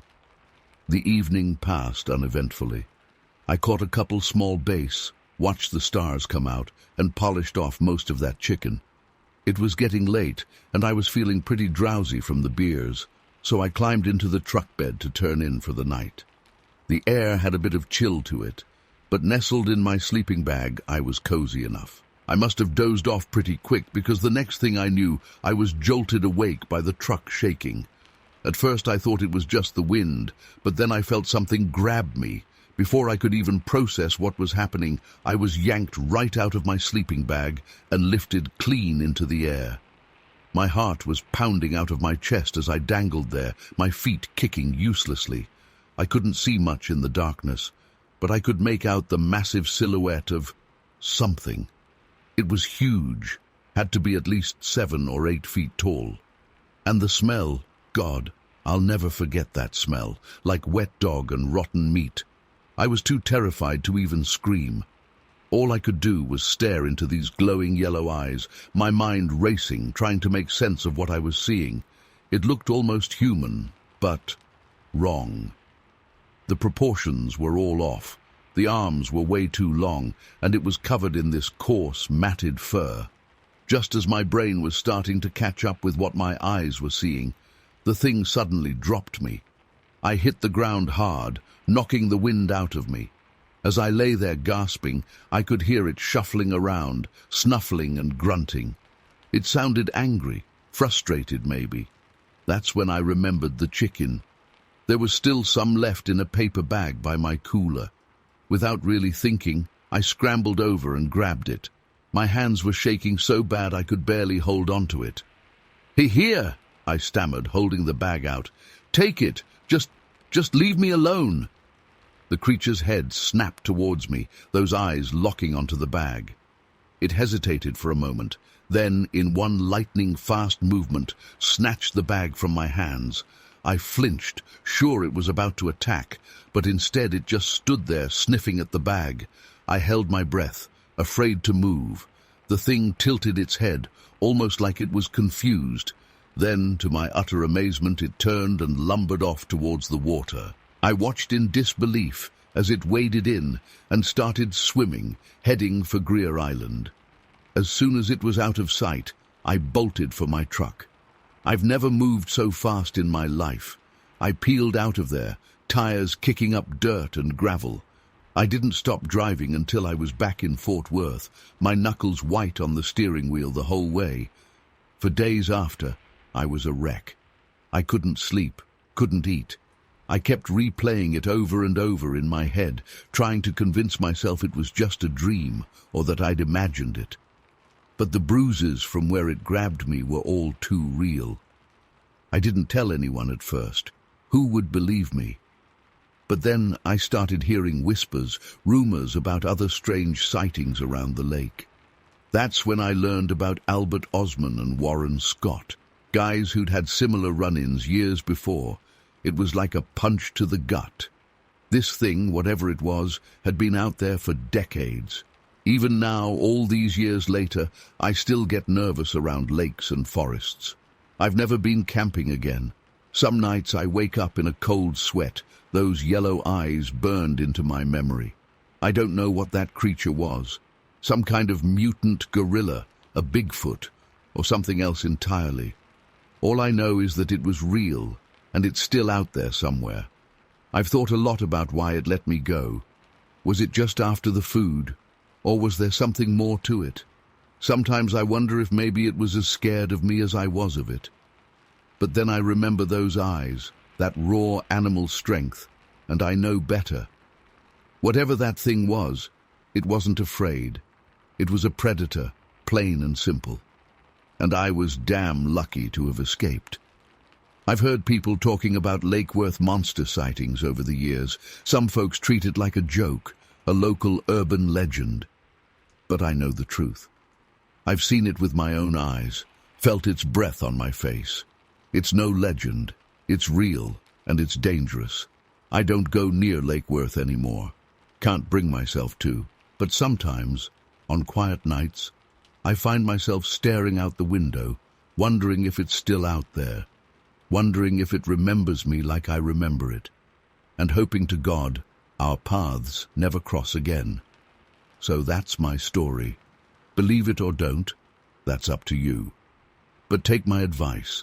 If you're ever camping out near Lake Worth, keep your wits about you, and maybe pack an extra bag of fried chicken. You never know when you might need it. Story 24. I'll never forget that day in Woodland. It was November 23rd, 1969, and I was visiting the Culkins' place out in the countryside. Their property backed right up to dense forest, and we were all gathered on the back porch enjoying some beers and catching up. It was late afternoon, the air crisp with that signature Pacific Northwest chill. I remember pulling my jacket tighter as the sun started to dip behind the trees. We were all laughing about something, probably one of Bob Culkin's terrible jokes, when I noticed movement out of the corner of my eye. At first, I thought it was just a deer or something wandering out of the woods. But as I turned to look, I realized this was way too big to be any deer. My blood ran cold as I made out the unmistakable shape of a massive, furry creature standing upright on a small hill about 100 yards from the house. "Hey, guys," I said, my voice shaking slightly. "You might want to take a look at this." The laughter died down as everyone followed my gaze. For a moment, we all just stared in stunned silence. The creature was enormous, easily 7 or 8 feet tall, covered in dark brown fur. It was standing motionless, but I could see its head moving slightly, as if it was sniffing the air. "Holy shit," Bob whispered. "Is that a bear?" But even as he said it, we all knew this was no bear. The proportions were all wrong. Long arms, relatively small head perched on broad shoulders, and the way it was standing, perfectly upright and still. No bear moves like that. I felt the hairs on the back of my neck stand up as a chill ran through me. Was I really seeing what I thought I was seeing? It couldn't be. Those were just stories, legends. But as I stared at the hulking figure on the hill, I knew deep in my gut that I was looking at something that shouldn't exist. "I'm getting my rifle," Bob said suddenly, breaking the trance we all seemed to be under. He turned and rushed back into the house. The sound of the screen door slamming seemed to startle the creature. Its head whipped around to look directly at us, and I swear to God, even from that distance I could feel its eyes boring into me. My heart was pounding so hard I thought it might burst out of my chest. For a few agonizing seconds, the thing just stared at us. Then, with surprising speed and grace for something so large, it turned and loped off into the trees. "Wait!" I shouted, though I'm not sure why. Terror and fascination were warring inside me. Part of me wanted it to come back so I could get a better look, while another part was screaming at me to run far away and never come back to these woods. Bob came rushing back out, rifle in hand. "Where'd it go?" he demanded, scanning the tree line. It just ran off," I managed to stammer out. "Into the woods there." Without a word, Bob started marching determinedly towards where we'd seen the creature. A few of us exchanged nervous glances before reluctantly following him. My legs felt like jelly, but curiosity overrode my fear. As we approached the hill where it had been standing, I noticed deep impressions in the muddy ground. Footprints, but not like any footprints I'd ever seen before. "Look at the size of these things," Bob's son Tommy said in awe, crouching down to examine them. I knelt beside one of the prints, hardly able to believe my eyes. It was huge, easily 15 inches long and 8 inches wide. The shape was unmistakably foot-like, with 5 distinct toe impressions, but the proportions were all wrong for a human foot. "How deep are they?" someone asked. I stuck my finger into one of the impressions. It sank in a good 1.5 inches before hitting solid ground. "Jesus," I muttered. "Whatever made these must weigh a ton." We followed the trail of footprints to the edge of the woods. There were 18 distinct prints that we could make out before they disappeared into the undergrowth. Bob wanted to keep following them into the forest, but thankfully cooler heads prevailed. None of us were equipped for tracking something through dense woods, especially not with night coming on. As we walked back to the house, Tommy was flipping excitedly through a book he'd grabbed, some cheap paperback about Bigfoot sightings. "Look," he exclaimed. "These prints match almost exactly with what they show in here. Except what?" I asked. Tommy frowned. "Well, according to this book, most Bigfoot prints are 20-24 inches long. These ones we found are quite a bit smaller." "So what? We saw a baby Bigfoot," Bob's wife June said with a nervous laugh. Nobody answered. We were all lost in our own thoughts, trying to reconcile what we'd seen with what we thought we knew about the world. Back at the house, we pored over Tommy's book, comparing the footprint photos to what we'd seen. The similarity was undeniable, but none of us were ready to say the words out loud, to admit that we might have just had an encounter with a creature that wasn't supposed to exist. As night fell, an uneasy quiet settled over the group. Every snapping twig or rustle of leaves from the dark woods made us jump. I found myself constantly glancing out the windows, half expecting to see a pair of eyes glowing in the darkness. I didn't sleep a wink that night. Every time I closed my eyes, I saw that massive fur-covered figure standing motionless on the hill. I kept replaying the moment it turned and looked at us, trying to convince myself that I had imagined the intelligence, the awareness I thought I'd seen in its eyes. The next morning, we went back out to examine the prints again in the daylight. But an overnight rain had washed them away, leaving nothing but muddy smears. It was almost a relief in a way. Without that physical evidence, it became easier to tell ourselves that maybe we had all just shared some kind of mass hallucination. But deep down, I knew what I had seen. And in the years since, I've never been able to shake the memory of that day. I've read every book I could find on Bigfoot and similar creatures.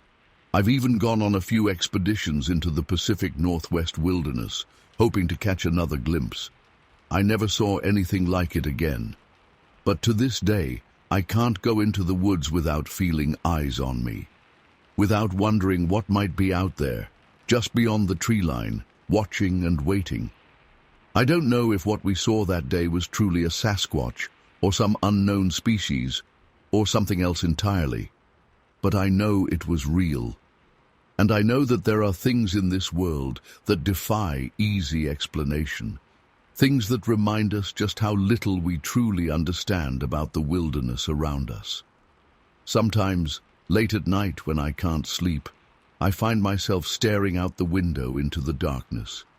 And I wonder, is it out there somewhere? Does it remember our brief encounter as vividly as I do?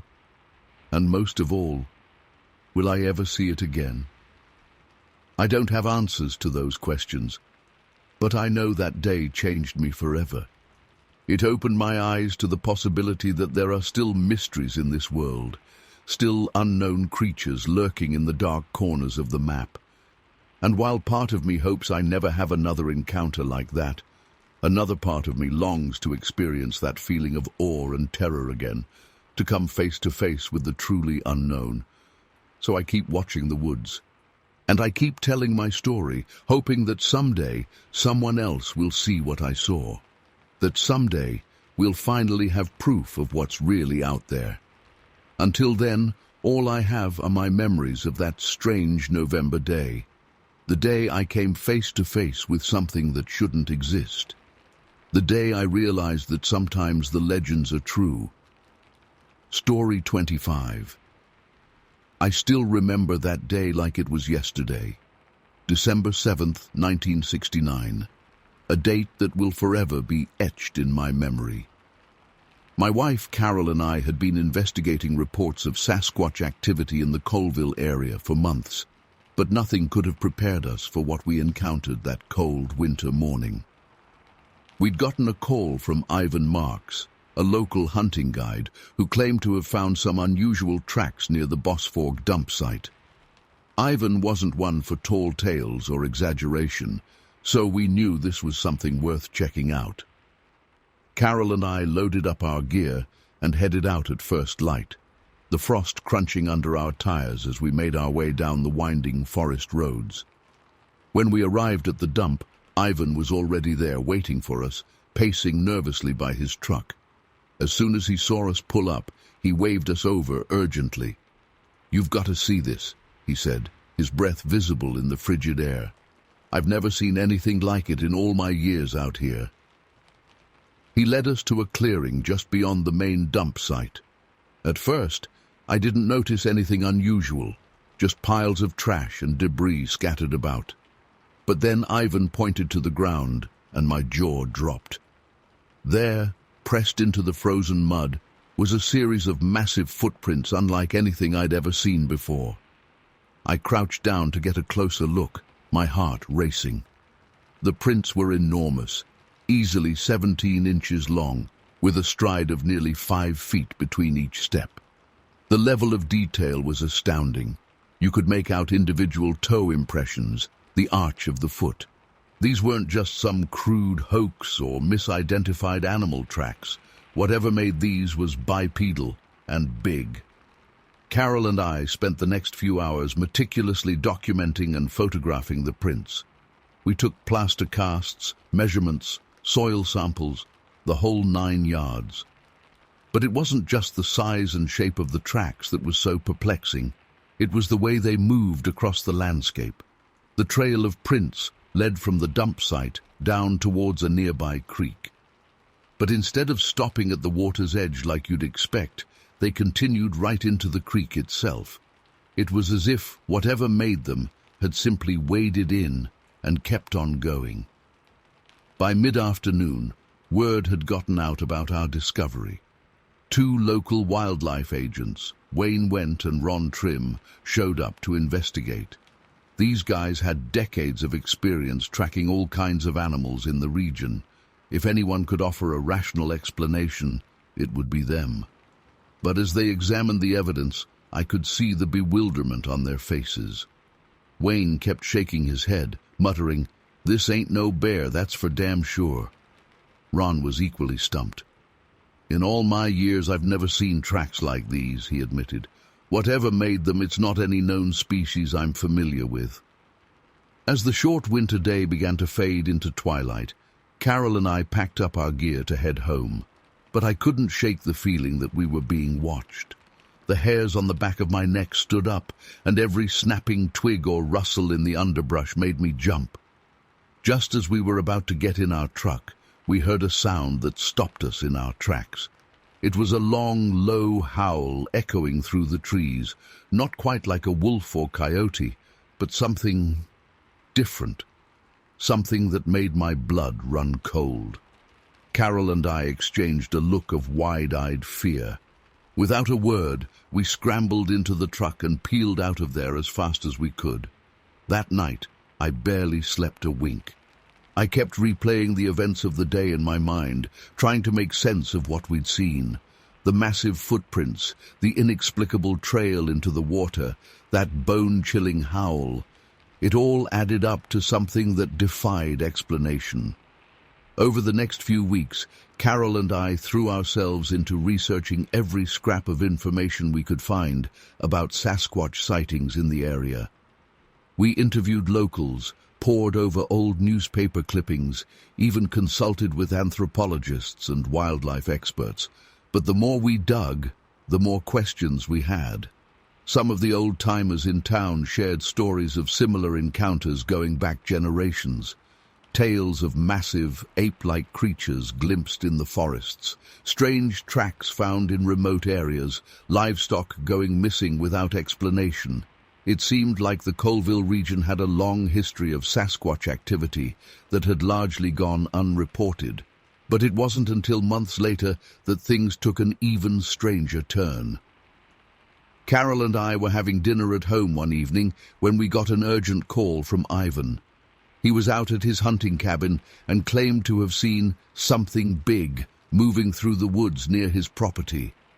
We grabbed our gear and raced out there, hearts pounding with anticipation. When we arrived, Ivan was visibly shaken. He led us to a clearing behind his cabin and pointed to a stand of trees at the edge of the woods. "I saw it right there," he whispered. "Must have been 8 feet tall, covered in dark fur. It was just standing there watching me. Then it let out this ungodly scream and took off into the trees." We searched the area but found no physical evidence, no tracks, no hair samples, nothing. But Ivan's fear was palpable, and I knew he wasn't making this up. As we stood there in the gathering darkness, that same eerie howl we'd heard months ago echoed through the forest. Ivan's face went pale. "That's it," he said. "That's the sound it made." Over the next few hours we waited and watched, hoping for another glimpse or sign of the creature. But apart from that unsettling howl, the woods remained silent and still. As midnight approached, we reluctantly packed up to leave, our minds reeling with questions. On the drive home, Carol and I tried to process what was happening. Were we really on the verge of proving the existence of Sasquatch, or were we chasing shadows and letting our imaginations run wild? I'd always considered myself a rational, skeptical person, but after everything we'd seen and heard, I couldn't deny that something truly strange was going on in these woods. In the months and years that followed, Carol and I continued our investigation. We had a few more possible sightings, found more tracks, even captured some grainy photos of what might have been a large bipedal creature moving through the trees. But we never managed to get that definitive proof we were looking for. To this day, I'm not sure what to make of our experiences in Colville. Was it all just an elaborate hoax, some kind of mass delusion? Or did we really encounter something beyond our current scientific understanding? I don't have any easy answers.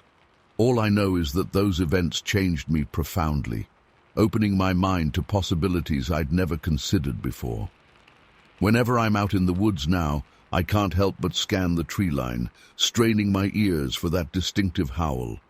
The mystery of what we encountered that winter day in 1969 still haunts me, and part of me hopes that someday, somehow, we'll finally unlock the truth behind the enigma of Sasquatch.